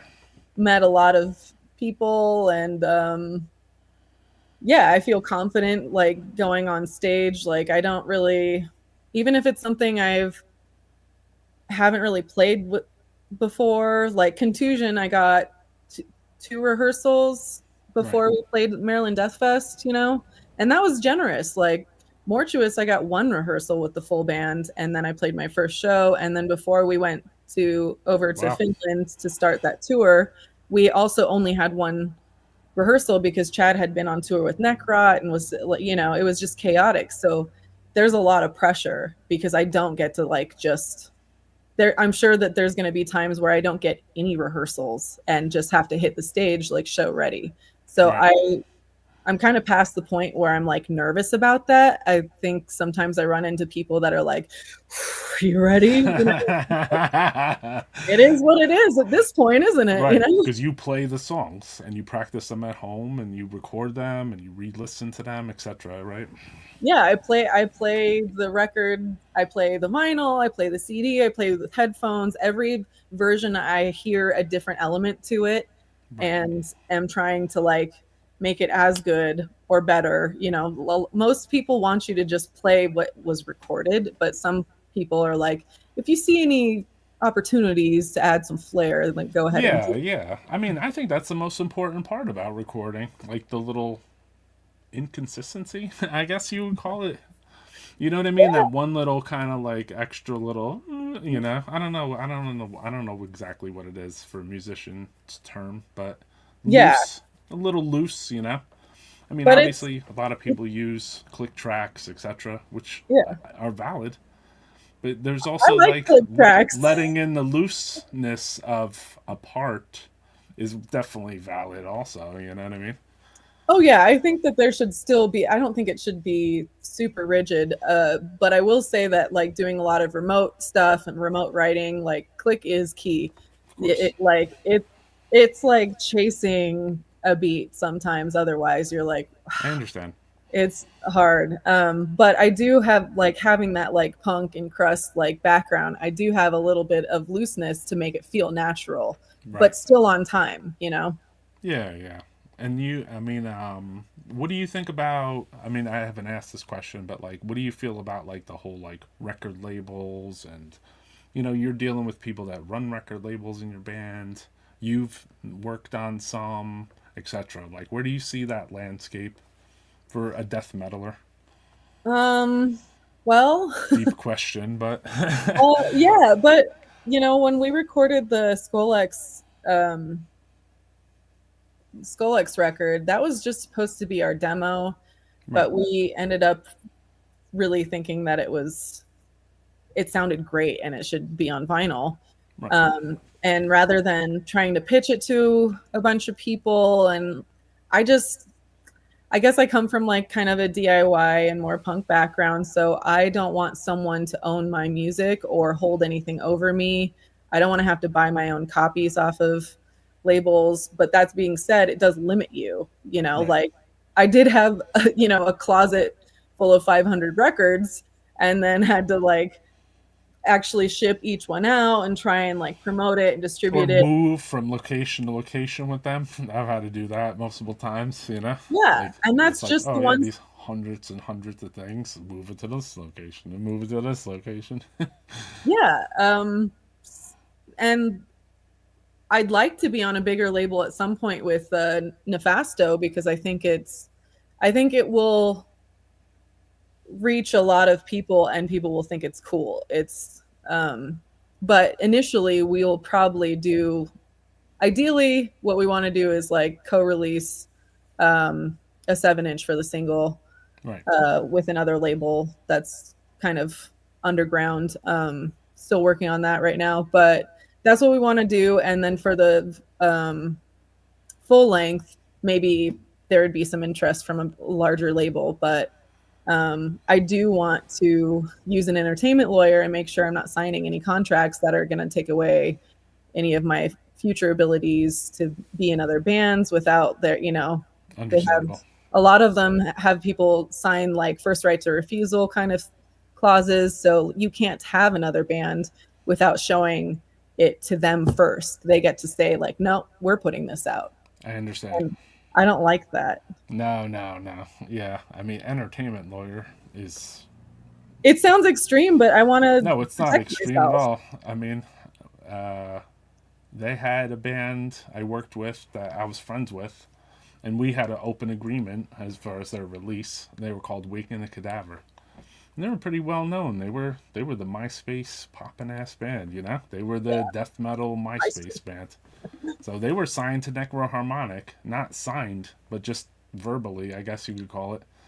And they had been approached by a major label, and I said, "You need to go, you need to go get an entertainment lawyer." And then once they did, they're like, "Fuck that." Yeah. So they read they had an entertainment lawyer look at their stuff, and they disagreed with. They're like, "Fuck this place, man. I'm definitely not doing a release with them." Yeah, I appreciate what the major labels can do and bigger labels can do. They have more reach, they have a huge fan base. People Right. just buy records because it's on that label. But I do think that I don't want to be exploited as an artist for that. Understandable. And what about you said about a single earlier? Like when you were going to do your new band, do you think putting out a single through digital is a thing nowadays more? I think we want physical and digital. So we Right. we did like one original song and a cover, and I'm not sure if Luana's been on a 7-inch before. So we thought that would just be fun just to like take Right. it off the list. And it's kind of like an old school thing to do, It's like having a single out it gains interest. Yes, we have more material. Yes, we could have recorded more material, but we just want to give a taste to pique some interest and have people look forward to what's coming next. Cool. Yeah. So I mean, you're very well traveled. That's something I didn't talk about here. So a lot of photos you sent me. I would like to talk about some of them. So this will be like your vacation. We're gonna be a little all over the place, watchers. Thank you for everybody that's tuning in. I hope you guys like the interview. There's a lot of people that are currently watching it. They're just not chatting because we're interesting to listen to, I guess. So appreciate everybody. Thank you for tuning in, man. Fucking death metal podcast. So like I want to look at like because you're in a band, that you get offers to play in foreign countries. You play U.S. tours. You're a fan too, so sometimes you go to a festival or you do something. Yep. You're involved with the LA scene, San Francisco, Colorado, I'm sure, Portland, etc. Oh, you know what I mean. You're like, I don't know about that. But you know what I mean? Like, you get to see different things with different bands. I mean, could you talk to me about some of the stuff I'll show here? Yeah, this is my second time to the cross that's in Stockholm at the cemetery that's on the back of Left Hand Path. I This is like with, this photo, though. It's different than everyone else's.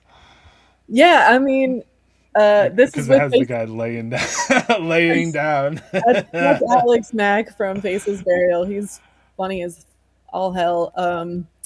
Yeah, when I first went to that, I was with my other friend Erika, other Erika. That's what I have her in my phone, and she has other Erika for me and hers. But anyway, we went there.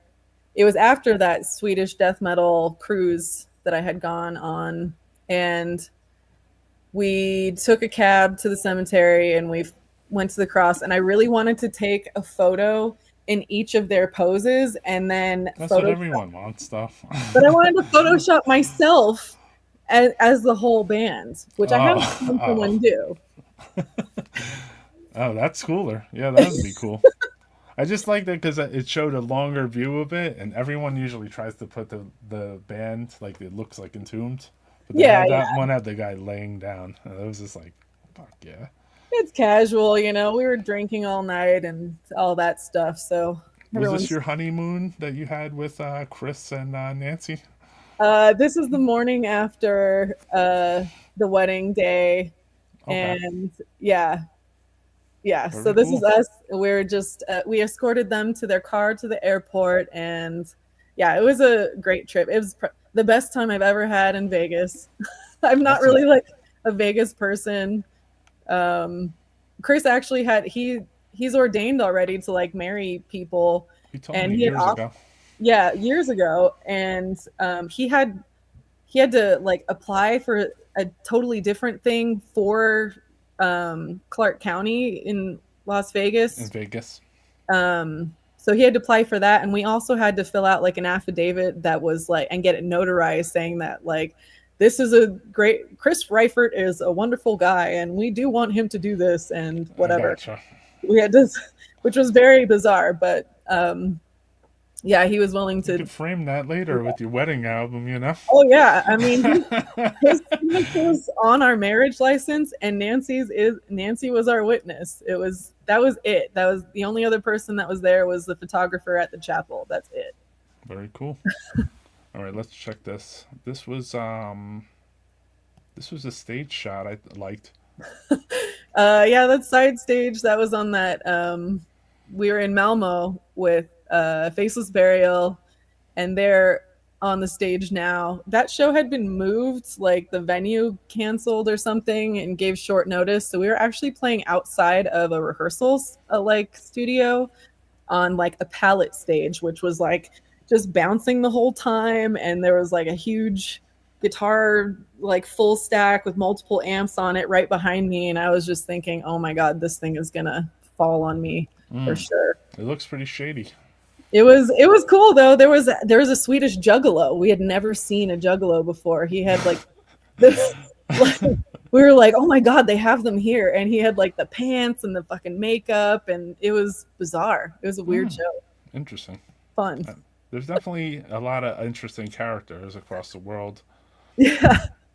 This was this looked like a destructive photo to me, just like as a metalhead.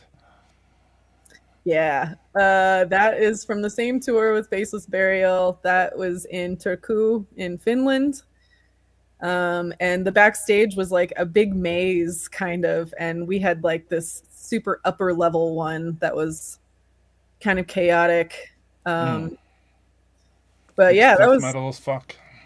That was a fun night. You had this photo with Bill Steer. No, not Jeff Walker. Bill Steer. Bill Steer. Yeah, the best looking man in death metal other than my husband, obviously.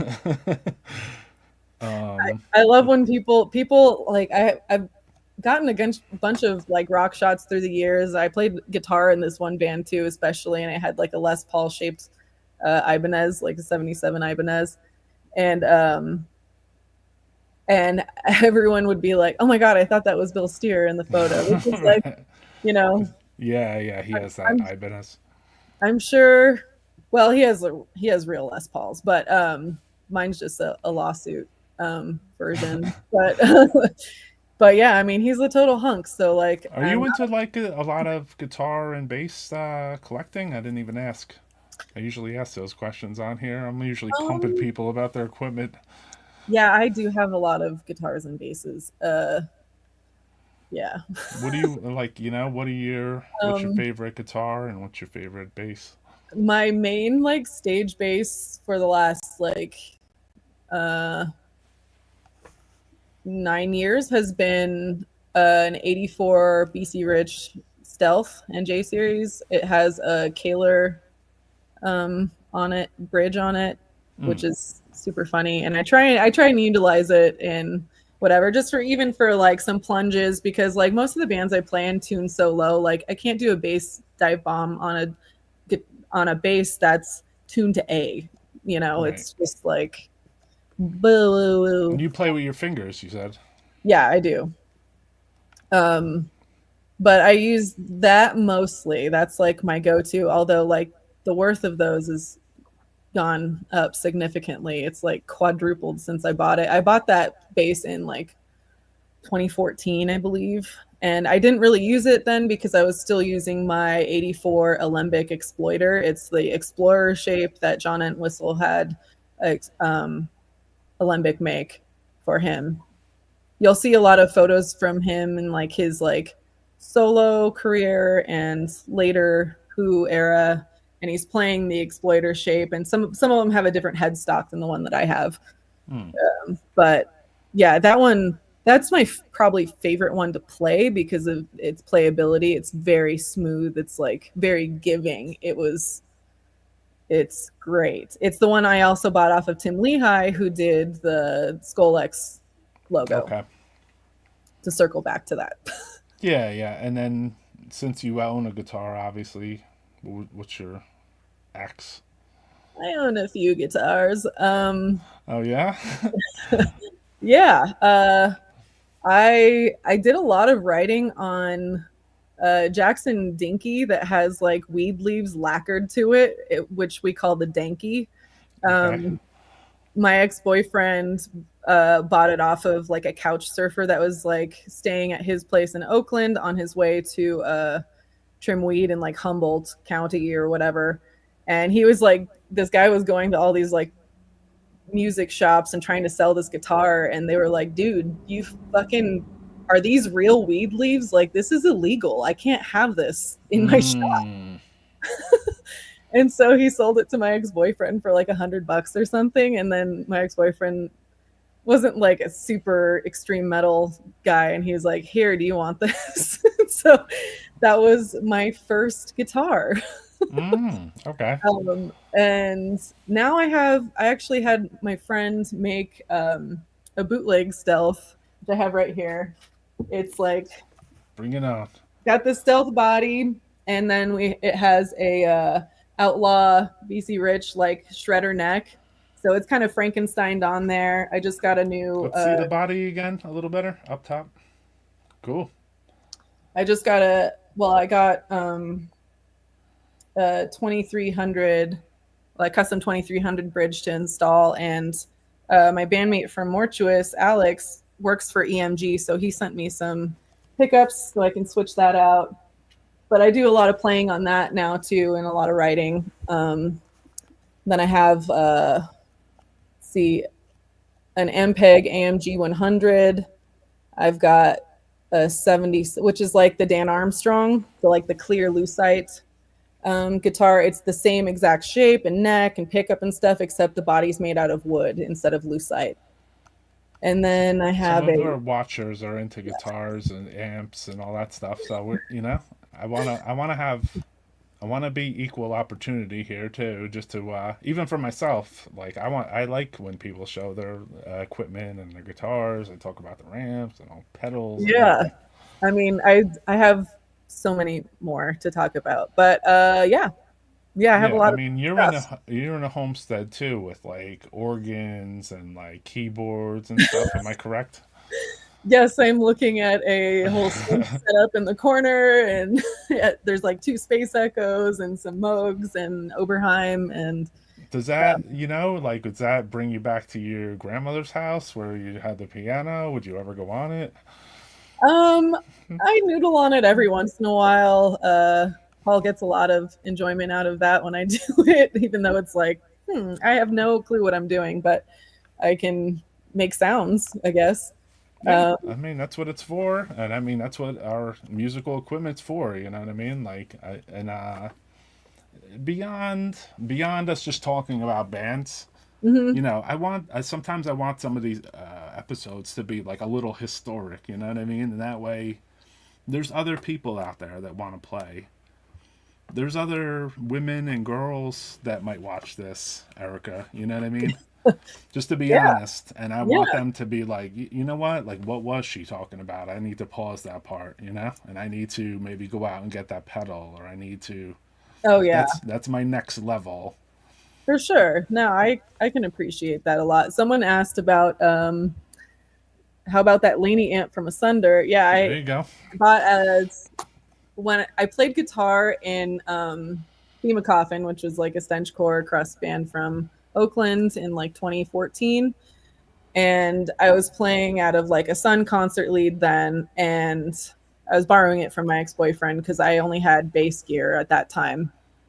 Uh, and then when we got back from a Euro tour, I had been looking on Craigslist for like an amp, and I found this Laney, and I wrote to them, and it turned out to be Jeff from Sunder and Skaven, and I was like, oh shit! And so he let me go by, and like go by his place and pick it up, and he was like, yeah, just like go practice out of it, play out of it for a while. If you like it, cool, pay me. If not, then just drop it back off. So I got to like take it for a test run, and of course I'm gonna like buy. It was like, Of course you're gonna buy it. yeah, yeah. He had modded it too, so he added like a Mercury Electronics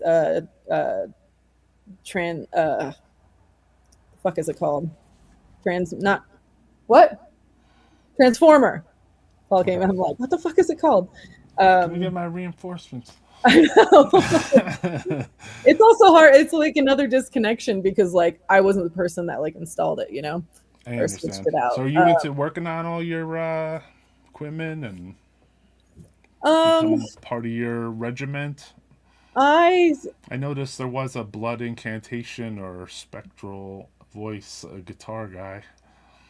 oh um yeah, I don't really fix amps or anything like that. That's way above my pay grade. That's a whole Right. different level of Well, like I meant guitars. People with guitars, they oh, seem like they take them apart and put them back together again. yeah, I try not to take them apart at all. If it needs to be taken apart, then I'm gonna take it to someone that's better. I try and work with like luthiers because they can actually build guitars, and it's not just like um, someone that's like, yeah, sure, I can figure it out and watch a YouTube video. Like I can watch a YouTube video and do it. Well, I mean, I'm just the only reason I'm asking is because some the people are really into, I don't. Yeah. It's just a question for death metal No, podcast watchers. I mean, I can like obviously I change my strings. I like clean the guitars and the fretboards. I can do like basic intonations, but I can't like working on like a Floyd Rose makes me want to pull my hair out as well. I don't have the patience for it. I think if I would have tried when I was younger, it would have gone a lot better and I would have stuck with it and had more patience. But at this point, I'm like, I just want it to be playable. So for you, I mean, thinking about like say more recent times and like Mortuous and touring and stuff. Do you you played with these guys when you were in a completely other band? You were in Scloex, right? And then you would watch shows of Mortuous? Yeah, yeah. I Mortuous was like happening simultaneously, so I would go to their shows and we played a bunch of shows together. Chad isn't their first drummer. Cole Jones was. Oh, I Cole was? I didn't Yeah, know that. Yeah, Cole Jones was their original drummer, and Mike Beams is, you know, a guitarist. He actually still was like writing for Upon Desolation. He can't really go on tour or anything like that, so he doesn't really play live, but he's like still affiliated and in the background kind of. Okay. Um, but yeah, Chad, I went to Chad's first show playing in Mortuous. Like those are the bros, you know, they're my Did you friends. learn the song? Did you know some of the songs before you were stepping into the place Fuck of playing no. them? No, What? no. I knew you were gonna say no. Dude, no way. I've got enough shit going on. I'm like, I like learning stuff for fun. I don't really do it as much anymore. But I used to like jam along to like records a lot, and like especially when I was first starting to play guitar, I liked to like I would watch movies or TV shows, and I'd be like noodling over the scores, kind of Mm, trying to find the right keys and notes and whatever, and be creative in that way, and just work on like my ear basically. right. But also I would do it to records and like try and do that. And Where yeah. does Acephalix fit into all the mix of all the bands? Because I noticed um at some point you joined with them and recorded with them. yeah, I mean they've been going for a long time. I think like since I saw that. 2008 or I 9 or thought you something. were in the band the whole time, but then once I No. started doing my research, I was like, she hasn't been in the band the whole time. No. So yeah, they were playing a lot of cool shows. They were playing like higher up than Scloex was or Necrot was, because Necrot was like Luca's side project from Acephalix. And Acephalix. I'm yeah, always gonna fuck that one up. Sorry, it's a Luca. it just looks overwhelming. But yeah, we definitely knew each other and like played similar shows, or they would play the ones that we didn't or whatever. Right. And then I think I think it may have been 2018 or so. Yeah, it was before that. It was late 2017. They had asked if maybe I would be able to fill in for Luca because his schedule was so full with Necrot stuff, um, just as like an alternate player if he couldn't do something. And so that's kind of how that started. And when Scloex did our tour in early like 2018, or I guess that was late 2018. But they had asked, they said, like, I don't know if like Luca is going to be able to play some of these shows because we did our Pacific Northwest dates with them. Mm. Um, and we actually had some slamming shows on that. Like Olympia, Seattle, Portland, and Oakland were all Acephalix, Scloex, Fetid, and Mortiferum. And Fetid and Mortiferum were like What? fairly new at the time. At like uh, the Olympia show was Mortiferum's like record release show for their like first record. But that was like a pretty deadly package that I put together because I had asked them Oh shit. if they like if they wanted to play the shows in the Pacific Northwest, and they were like, oh well, we were actually going to tour around that time with Mortiferum, and I was like, what if you guys started your tour went like on that loop and then you continue it and go back up. And so that's what they did. Mm. And those were some awesome shows. They were all great. And you played Killtown with them too? I played Killtown with Acephalix in Acephalix? 2022. Right, right. There's a Yeah. lot. I mean, you've been in the band for multiple years, and then would you write on like 2 or 3 albums? 2 albums? No, there was Theothanatology. I didn't do any writing though. Oh, okay. Yeah, it's like, it's kind of adjacent to like my style, but it's still not quite. All I right. didn't, I felt like, not like an imposter, but I was kind of like, it's just, I would, I don't like trying to write in someone else's style, you I know? understand. You Some were there, people, you knew the music, and then studio time had come, and you were playing yeah, some of the songs live or something? yeah, we were like, and those guys are fucking awesome. They're so nice and accommodating, and like, they're just like great guys. And I was I enjoy playing with them. The shows are really fun. Dan is an incredible front man.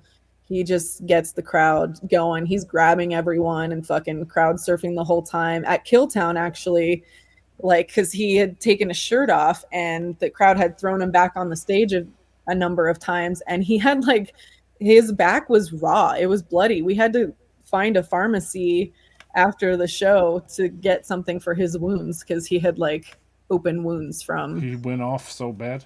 Yeah, totally. He's just totally dedicated to it, and it's great. People fucking love it. It's real, you know? Maybe it's on this video. Stench. This is the show, actually, but I think they're doing an autopsy cover. So we're going to show the band. We're going to show the band, Acephalix, live. I got to get up and pee.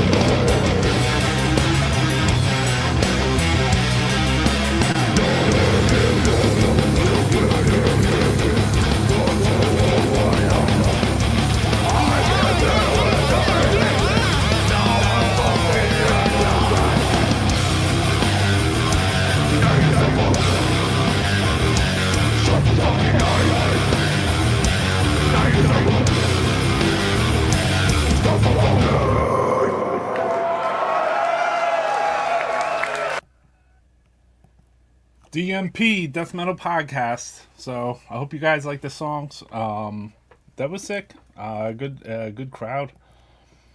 Yeah. I don't think we got to see the disgusting parts, but it's all good, you know. Yeah, no, that was just for us afterwards. I wanted to ask.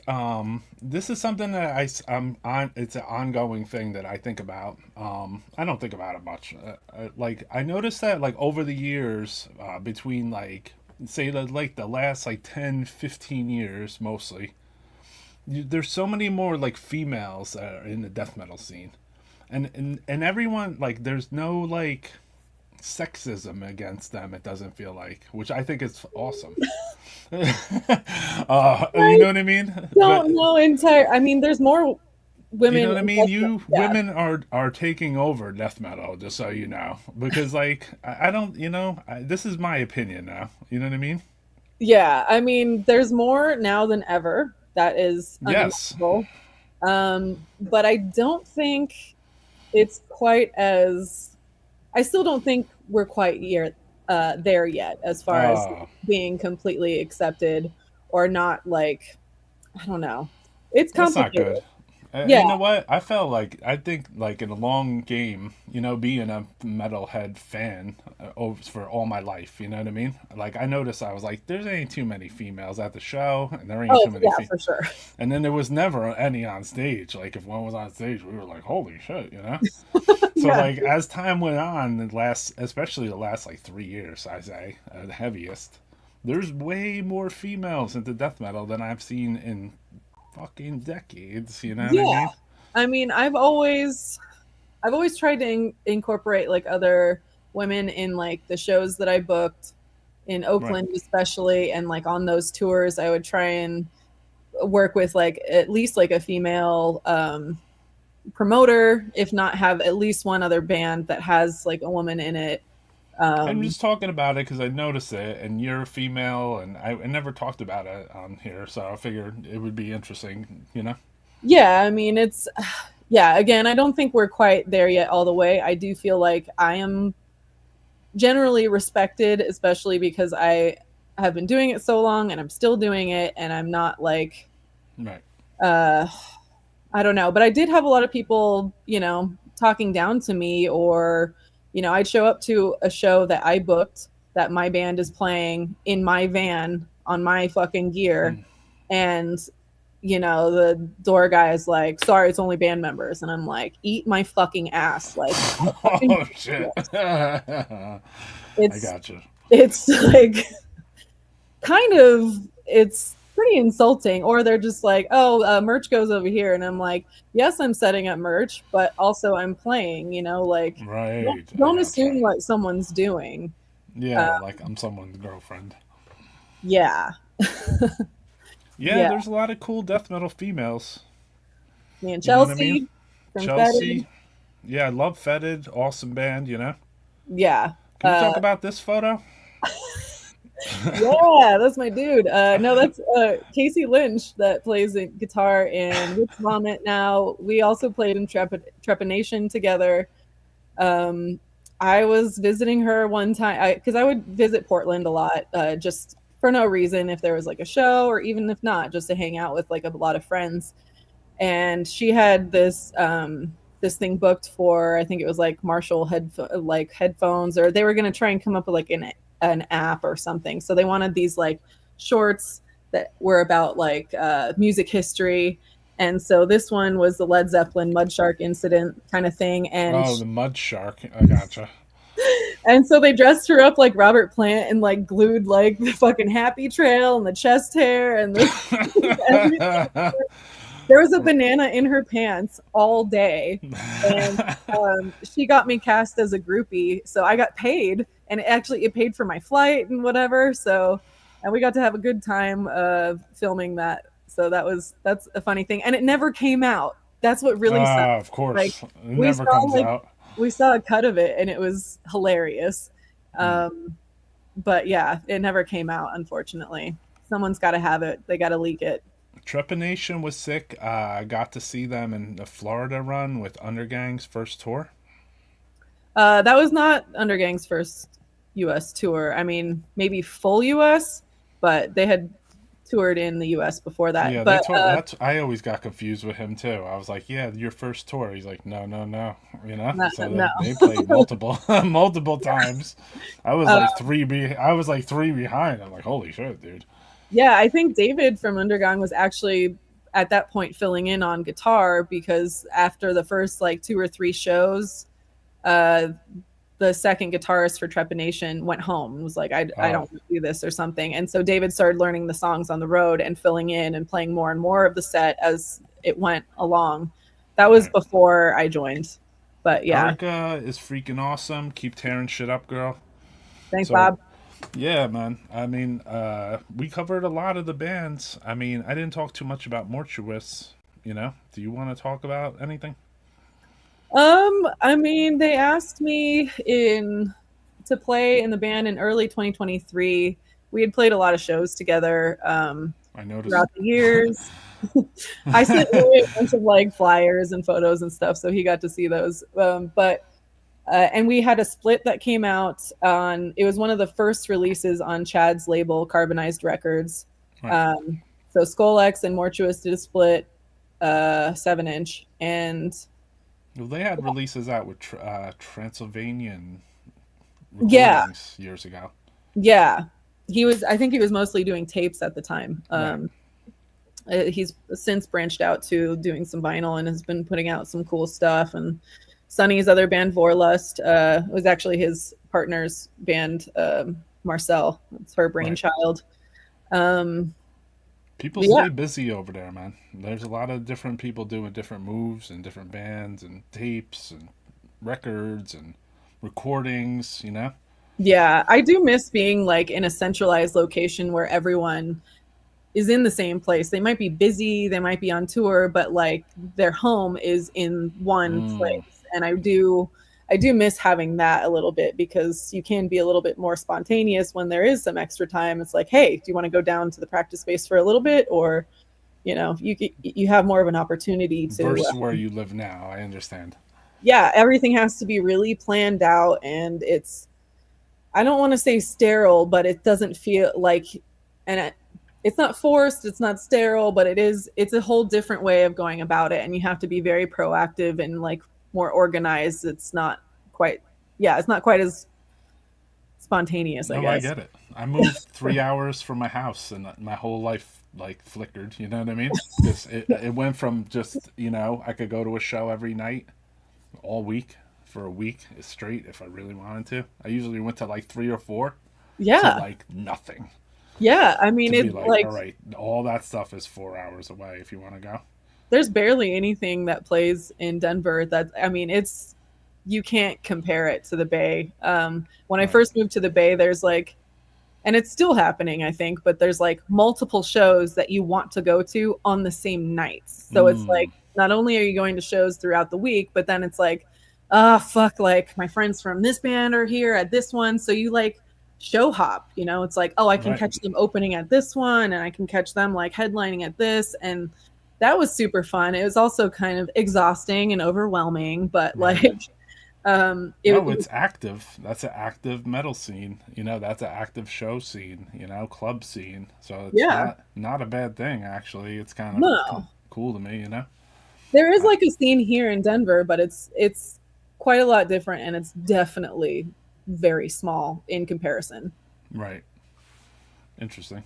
I mean, I'm curious about the Bay myself, like, because I have to. I feel I need to move away. So, like, my stage in the world is to move away from the New York scene, you know, because it's like, I did that already, you know. Yeah, I I want to mean, go somewhere else where there's another, you know, like a full active fucking metal scene, you know.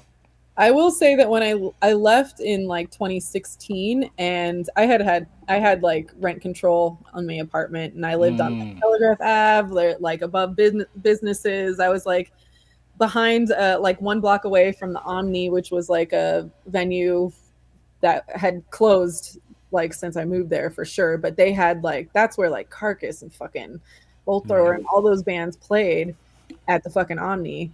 You were at It's like in the you were on Shakedown Street. Yeah, totally. Except now it's not. Now it's like, oh, it's fucking feeding time. I have to park like 5 blocks away and Yeah, whatever. yeah, And like, because of the rent control, I knew like when I left, I was just like, I can never live here again. It's way too expensive. I can't do it. yeah. Well, I'm looking on the outskirts anyway, Yeah, because I'm like, fuck this. I can't live there either, you know. yeah, I'm like, I'll take it, you know. I'll take something small on the outskirts, like really far away. yeah, yeah. I mean, there's some options. Yeah, I mean, you got to look into them as a metalhead, in my opinion, because it's some stage, you know, like you have to change around things, you know. Look at you. I mean, you have go to Philadelphia to do recording versus just email it, you know. I mean, Arthur's a king. We had hung out a few times beforehand, and he had mixed, I think he mixed the first crypto record. So like Right. Luana had worked with him a bit, so she felt comfortable with him.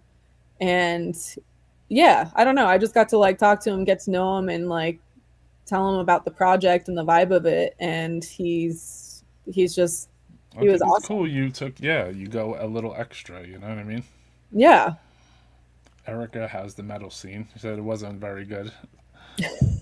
Roy moved to Concord? I don't know. Isn't that in New Hampshire? I don't know about that. There is one in the Bay Area. No snow for me. Oh, okay. If it's, yeah, if it's, I don't want to move where there's snow. That's already off the table. Yeah, I moved No to snow. snow, not away from. Yeah, yeah. Well, I did the snow. So I did the no snow, then I did the snow. So now I'm going back to the no snow again, you know? That's how Yeah, it is. And actually, when I lived in Jersey, we had snow there too. So, oh, it's near Oakland? All right, I'll check it out. it, I'll it see is. if I can Yeah, afford it. I feel like it's I'll probably come and still move in with expensive. you. I'm good with the phone and the laptop. I can make money. Yeah, for sure. Yeah, I mean, I don't want to talk shit about the Denver scene. There is shit going on here. I There's know there clearly is. bands You from have here. like street tombs and stuff, right? That's New Mexico. New Mexico, sorry. Yeah, but they do play here, and Yeah. I love them. We toured with them. There was a Mortuous, Mortal Wounds, Street Tombs, and Left to Die. We did in November I had of that flyer. 2023. I didn't talk to you about that. I don't know if I uploaded that or not. Here it is. Yeah. So this was the tour, and you did Vegas, Fresno, Arizona, New Mexico, Yep. Oregon, Sacramento. You kind of went in a circle, right? Yeah, it was a strange loop, but we did it. These are sick bands. I mean, this is a sick tour. So, this is with Matt Harvey, right? No Rick Ross? Rick Ross was there, yeah. Oh, okay, cool. And Terry Butler. Nice. Yeah, oh yeah, yeah, I didn't put that up. What's Rick Ross is how's he doing? He's a character. I know he is. He was really nice to me. And he made an effort to like watch our set, or at least part of it, you know, because they would Right. go on after us, so you got to warm up yourself or whatever. But he made an effort to like come watch us. And he was kind of a team player. He's loading everything and just he was Cool. cool. Yeah. Yeah, he's a cool dude. He's Yeah. funny. He's very funny. Terry rules too. Yeah, Terry Butler is a fucking. He's a king. These guys are godfathers, man. They're godfathers. Big Yeah. time. You know, My mom went to the show in San Diego, and I was introducing her to a bunch of people, and I introduced her to Terry Butler, and she's like, "Oh, it's nice to meet you," or whatever. And I told her like he's like a king of death metal bass players or whatever. Right. He kind of like smirked, and he told my mom that I was a great bassist. So I thought that was nice. That's cool. Take your parents Harvey, to shows. Definitely. Matt Harvey fits up there. I liked when I did see them. Yeah, They he's were a Bay dude, kind of. Well, now he doesn't live in the Bay, but Yeah. And then, what about the future of like Mortuous recordings and etc.? So I The think next stage, or a show playing the next stage? no, I don't think that we're really gonna play until we have another record. Right. We were touring off of the Upon Desolation recording, which was, you know, almost Released like by 2 years old. Carbonized Records. Yeah. Right. Really incredible material. Very fun to play, very active to play, gets your fingers going a lot. But yeah, I think we're just gonna pump the brakes and try and get some actual writing and recording done. Okay. There isn't a huge rush on it. Chad is still busy with Necrot, and Colin's playing in Vastum as well, so he has some live shows coming up next year. Oh yeah, I saw those. Alex is in Vile Rights. That's like his band. And they're being like super productive. Chad put out their last record and repressed their first set of material on Carbonized. And they've done some touring, and they're playing a lot like live. So I think that's his main focus. So Mortuous will still happen, but it'll happen in its own time. I gotcha. Cool. Yeah, I mean, everything that's going on sounds like cool stuff happening too. So Yeah. We're you in just it for plugged the all long- your friends' bands in one thing. Thank you. That's My good. boys. We want to hear. That's what the fucking show was about, you know? Because you were saying all shit that I'm interested in. So I'm sure most of the people that watch this that aren't even commenting, what do you call it? You know, Vastum and shit. You know, they're fucking sick. Yeah, definitely. And then, so yeah, you're pumping the brakes a little bit. I got you. You're pumping the brakes on the recordings and the playing. It's kind of Mortuous is like a long haul band, you know, like we're not in a rush to do anything. It's Colin started it in 2009 or something, like and yeah, there's only in that amount of time there's only been a few records basically, but it's like I understand. We're not going anywhere, you know. We're gonna keep doing. Well, that's Immolation's formula. Exactly. They stayed and they just put out a record any, X amount of years that they Yeah. felt comfortable with, and then they put it out, Yeah, you should only put out material that you really believe in too. Like you shouldn't feel I pressure agree. from a label or a booking agent or anyone that's gonna just Or kind a of try and tour coming up. yeah, I mean it depends, if it's a really cool tour, it's playing with bands that you really want to play with, it's like, ooh, maybe we should do this one. But Mm, it has to make sense in some way. I gotcha. Is there any material written for the new thing? Um there's some. It's not like super cohesive. There's like sections. I think Colin actually went to Alex's in the last month or something, and they were working on some material Sick. together. So I think there's like a 2, 3 songs maybe, but Cool. nothing set in stone Some quite of our yet. people on here like that, So, and I like it too, and I like their stuff, and I've played it on here numerous times actually, and other carbonized releases too. Yeah, Because this, like that's I don't know, like Bandcamp shows me things, sure. YouTube shows me things, and then the live shows out there, or like I said, like I'm still your demo and rehearsal guy. You know what I mean? Yeah, yeah. I want to see stuff while it's brand new. Totally. I like being there from the jump for a lot of these bands. When we played in Finland, actually, we played with this band called Disguised Malignants, and Right. they're all like teenage boys that were like, they played, and I was like, oh, fuck, dude. I Like, tone hear it down. You're going to make us look bad. What the fuck? Like, we're all like jet lagged, and like, I got one rehearsal and then we flew for X amount of hours, and there's the time difference and all this shit. And so I'm like, do I know how to play this? Like in my head, kind of. mm, And then I watch these kids and they're killing it, and their stage presence is great. Their songs are fucking great. And I was like, damn, you guys are fucking sick, And yeah. they all have like other bands. They're the drummers in another one called Azatoth, Right. and they We had a played phone. them on here. We know. Yeah, they play at Bar Loose, right? Yeah, that's where we played. There's also Cool. Malformed. I met Pauli there. He was Yeah. hiding backstage because he was too young to like hang out. Sorry if I outed him, but No. Cool. but they were all very cool, and they're all super talented. Like I love all. I'm super interested in their scene because they're just like It's very awesome. active, and it's all happening. Anywhere like for you as a person who's traveled a bit, like is there any country that you felt very like whoa, like I'm coming back here Oh, alone with my husband and yeah. I mean, spending some time.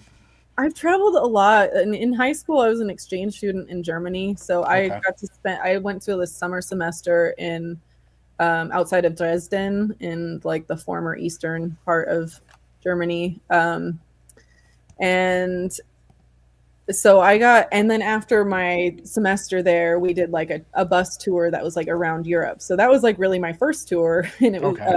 that was like 2000, but it was as a tourist. Right. But we went to like the Czech Republic and Austria and all over Germany, and so that really like opened my eyes to like, oh, I want to come back and check Right. out more. And then I joined my friends uh, in 2006 or 7, I think. It was Born Dead and Behind Enemy Lines, so it was like a punk like squat tour. And I just went for like a week, like the last week of it or so, but I didn't know it at the time, but Mary Bielik is in Behind Enemy Lines, and it was like, I don't think Metal Archives was really popping off super hard in 2006 or 7, so Right. I didn't really have like a current reference for like who people look like what they look like, kind of. And I was just hanging out with her, and I had a Grave hoodie on, and she was like, "That's a sick hoodie," or like, "You have good taste in death metal." And then we were like talking about death metal throughout the next few days, and then I found out that she's in Mythic and Dercata, and I was like, "Holy shit, that's who I was hanging out with? That's fucking crazy." Right.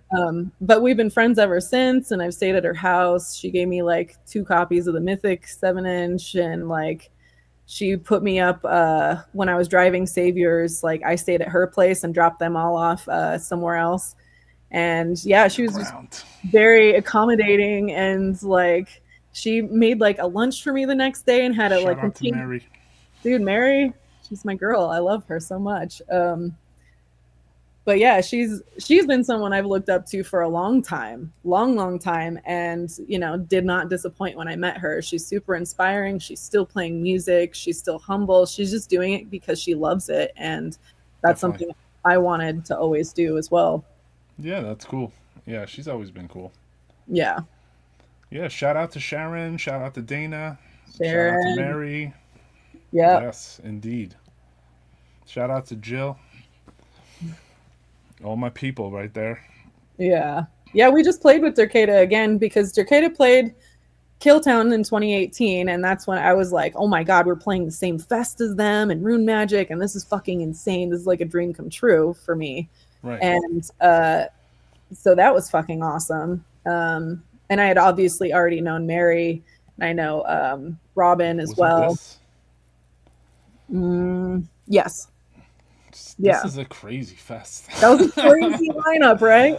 Like, how do you fit in all this in one person's head? Like, I'm even having trouble taking in some of the fests that are coming, like, next October. I'm like, Jesus.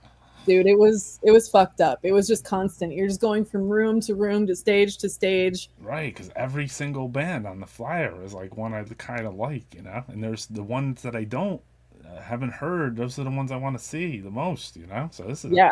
Fuck. It was fucking cool. Yeah, fucking A. So this was in 2018. So yeah. This was the last edition with David, maybe? Yeah. Oh, that was a Maryland Death Fest that just flashed.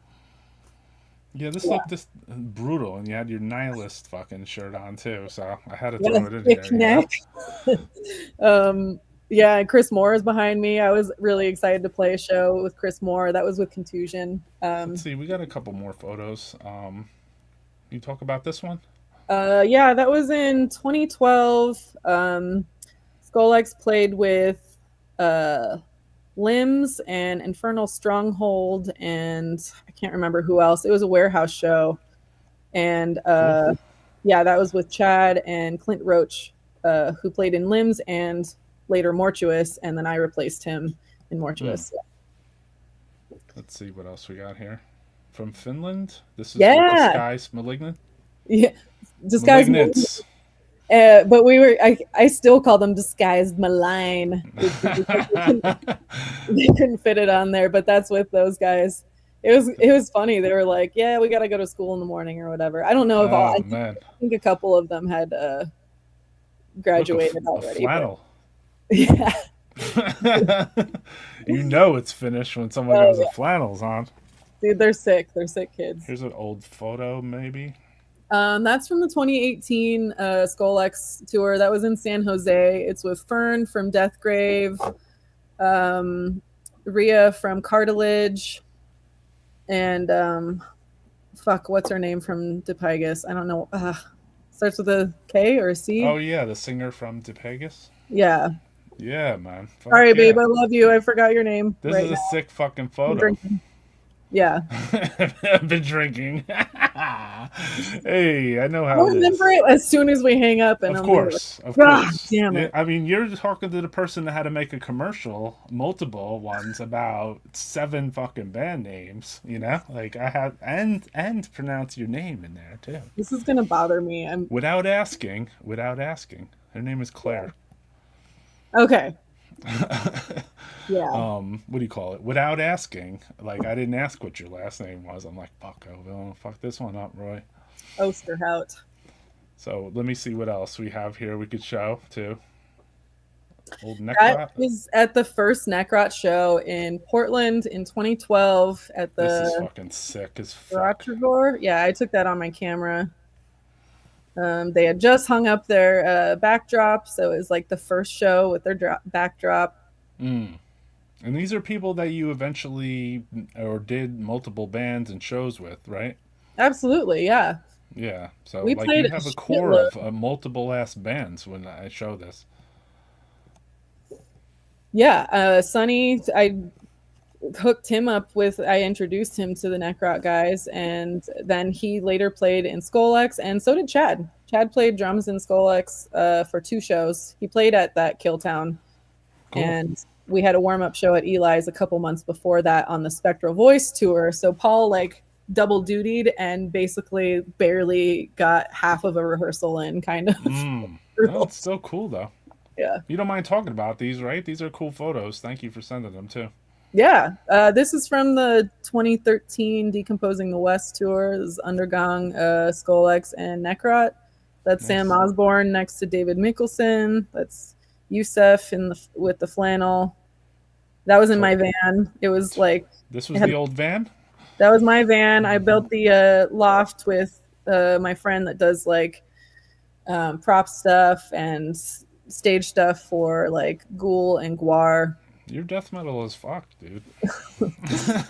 Like, that's the shit that me and Roger were gonna build because they did on the Mortician thing. He tried to sell me his van, and he's like, "Take this out and build this," and I didn't buy it, but god damn.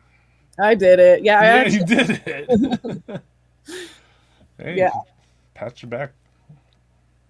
That's on the Decomposing the West tour. That's Youssef from Scloex at the time, Casper and Anders, and Nice. they're in Seattle at the Black Lodge. Yeah. All right. So what else we got? What about this witch cross photo? Chad and I used to DJ Metal Mondays when the Golden Bull reopened in like 2015 or so.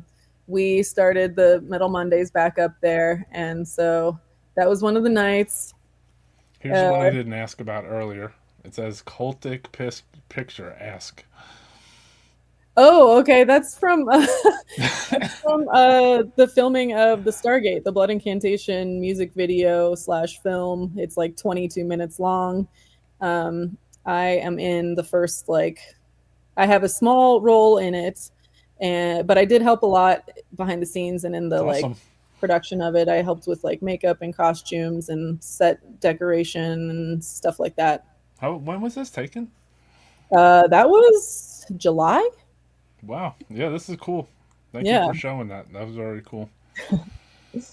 Behind the scenes stuff. Here's the it says ask, it's destructive. Good notes. This is Mortuous in Malmo, and we are outside of our I think you showed a photo of me watching Faceless Burial earlier. This is from the same show. It was weird because it was outside and it was still light out, so you're like, oh, that's confusing to play. You're used to playing in semi-darkness, kind of, and it's it's light out and there's, you're looking straight at the juggalo in the crowd or whatever.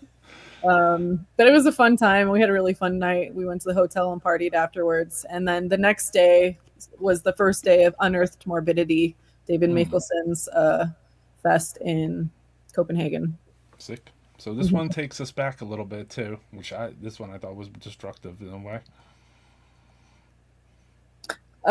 This is in Eureka in 2013 on the Decomposing the West tour with Undergang and Necrot. We have Sam Osborne on vocals right here. Yeah, I mean, I did backup vocals for Scloex anyway, but Sam Osborne was filling in on drums, and I think, he said totally can do all the vocals, no problem. And then we kind of found that maybe it was inconsistent, and obviously, if you have to choose between I don't want to fuck up the drums, I'd rather not do the vocals than fuck up the drums, basically. So I started kind of doing more of the main vocals on that tour, just for that tour. Sounds like Or and War. That's kind of cool.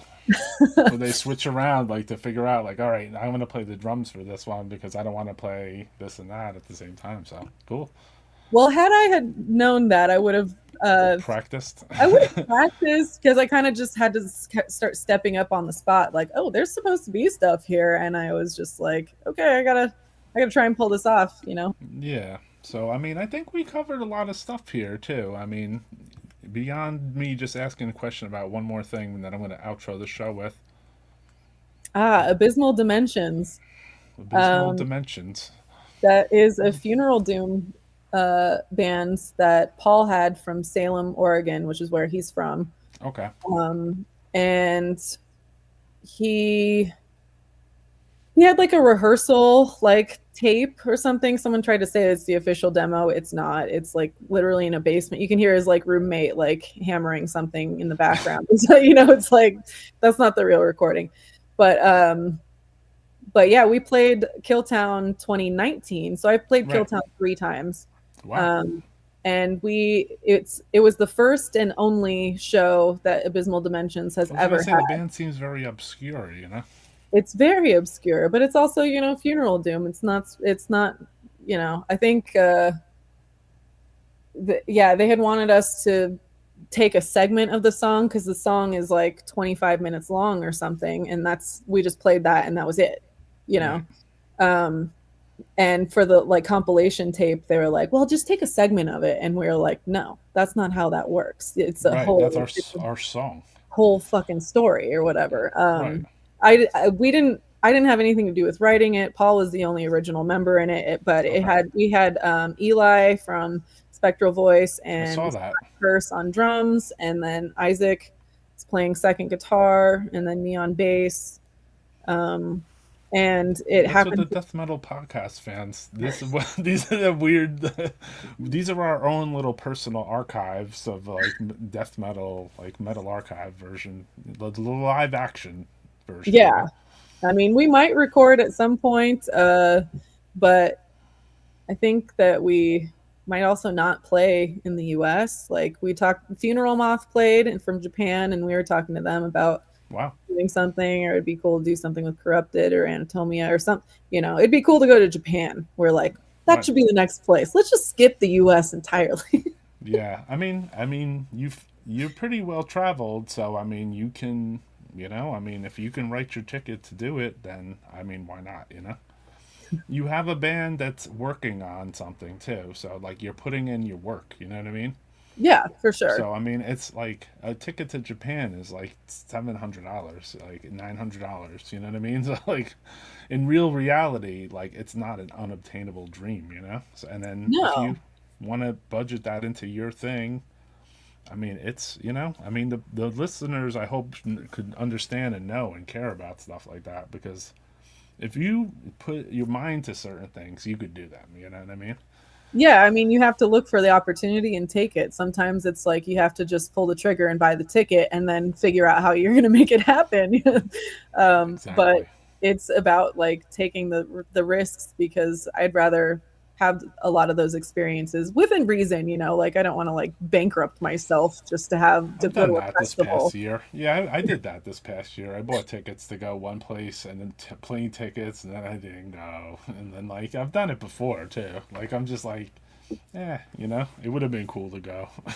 There used to be a really cheap like Norwegian Air had a flight from Oakland direct to like Stockholm or Copenhagen that was like $200 round trip. So I went on like a number of flights, like trips there on my own, just because that's like pretty stupid affordable for a Yeah, seriously international flight, And then they stopped doing it, and I was like, fuck. yeah, fuck. Yeah, that's a fucking awesome to go check that out. Corrupted, someone says. Yeah, I mean, that was a corrupted type thing. We're going to actually end the show with that, actually, too. So, I mean, is there anything we didn't touch? Because we've been on here for a minute. Yeah, we have been talking for a while. There's I think we covered the main bases for I think sure. so too. I mean, I'm happy to talk to you about the bands, and if some of the listeners or watchers or whoever, YouTubers, I hope you guys liked the interview. I just, I thought it would be cool to chop it up with Erika because she's done a lot. She's played on a lot of recordings. She's been in a lot of studios. She has set up shows, drove those fucking tours, had the van, all this stuff I didn't know. And I mean, there takes a lot of dedication towards somebody to do that, and especially for years and years and years upon end. So I recognize it in you, and Thanks so much. yeah, and we as Death Metal Podcast, we appreciate having somebody like you on to talk about this stuff. Because fuck, man, the bands you're talking about are all fucking killer. I know, but there's like constantly something new popping up, and like sometimes it does feel like, oh man, I don't have anything going on right at this moment, but it goes in cycles, you know, like you Right. can't force it. And again, it's a long haul thing. It's like a life thing. So, you know, it'll happen when it happens. Yeah, I mean that's how I feel about the podcast. I mean I don't make money off this or any of that stuff. I'm just like I'll just stay on here until it pops off and becomes something that is important to others and to myself, you know? Yeah, And totally. I think that, some of the things that we talk about on here, they're not documented, you know? They're a little undocumented, you know? So, like, we needed somebody to come on here and ask these questions, you know? And if it has to be me, unfortunately, I'll be the martyr and come out and, try to, you know, learn about the bands and little facts I don't know, maybe. And then on Yeah, top of that, there's so much that gets overlooked in just an average interview that's like for a zine or whatever. They ask the same questions most of the time, and you don't really get a lot of the details. You don't really get the vibe of everything. It's just kind of right. feels real cut and dry, you know. And also, I want to do this for the bands that are out on the road. So if anyone's out there touring and there's other bands, like you guys should listen to, you got those long ass motherfucking rides. So you want to hear something cool, and people that go to the gym, whatever, like, it's Yeah. just for people to listen to and take in the facts. You're going to hear things on here you're probably not going to hear anywhere else, and that's I dig, man. I really dig. I'm really into death metal, and I really try to dig into the scene. And like I seen you doing a lot, Erica. So like I really wanted to have you on here. I think one of the listeners mentioned it too, and I was like, yeah, definitely. Well, I appreciate it. Yeah. So thank you for coming on. I think we covered everything that we could. I think we're good. And then, so we're gonna sign out on Death Metal Podcast with a song. Thank you. I appreciate you sending all the cool photos and telling all the good stories. It was fucking awesome. I enjoy, I enjoy like the spontaneity of this interview, which is brutal. I learned a lot too, and like I'm happy to, happy we did it. So thank you. Yeah, thanks for asking. All Appreciate right. it. All right, so we're out of here though. So Death Metal Podcast. Anything else you want to say to the listeners before we finish?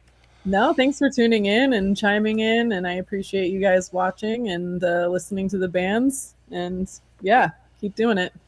All right, there you go. Hails. All Hey, right. So tonight, interview with Erika. I think we went over a lot of fucking death metal shit. And obviously you guys were paying attention because you tuned in the whole time. And I wanted this show, like I said, to be like a learning experience, and I think it's starting to be, and I feel good about that. And I'm glad to bring out and talk about other scenes besides the ones that I fucking lived, which is New York, New Jersey, etc. Like I've been traveled, but it's nice to talk to other people that are in death metal bands. Or Erika took it further. She drove the bands around. She picked the people up at the airports. She did a lot of the same shit that I fucking do. So like I respect that a lot. You know what I mean? And then I think that a lot of you guys that tune in seem like you're really into fucking death metal. So I appreciate the people that tune in, man. Thank you. You took notes? All right. That's sick. I like that. So hails, man. I made your night. Cool, dude. Thank you.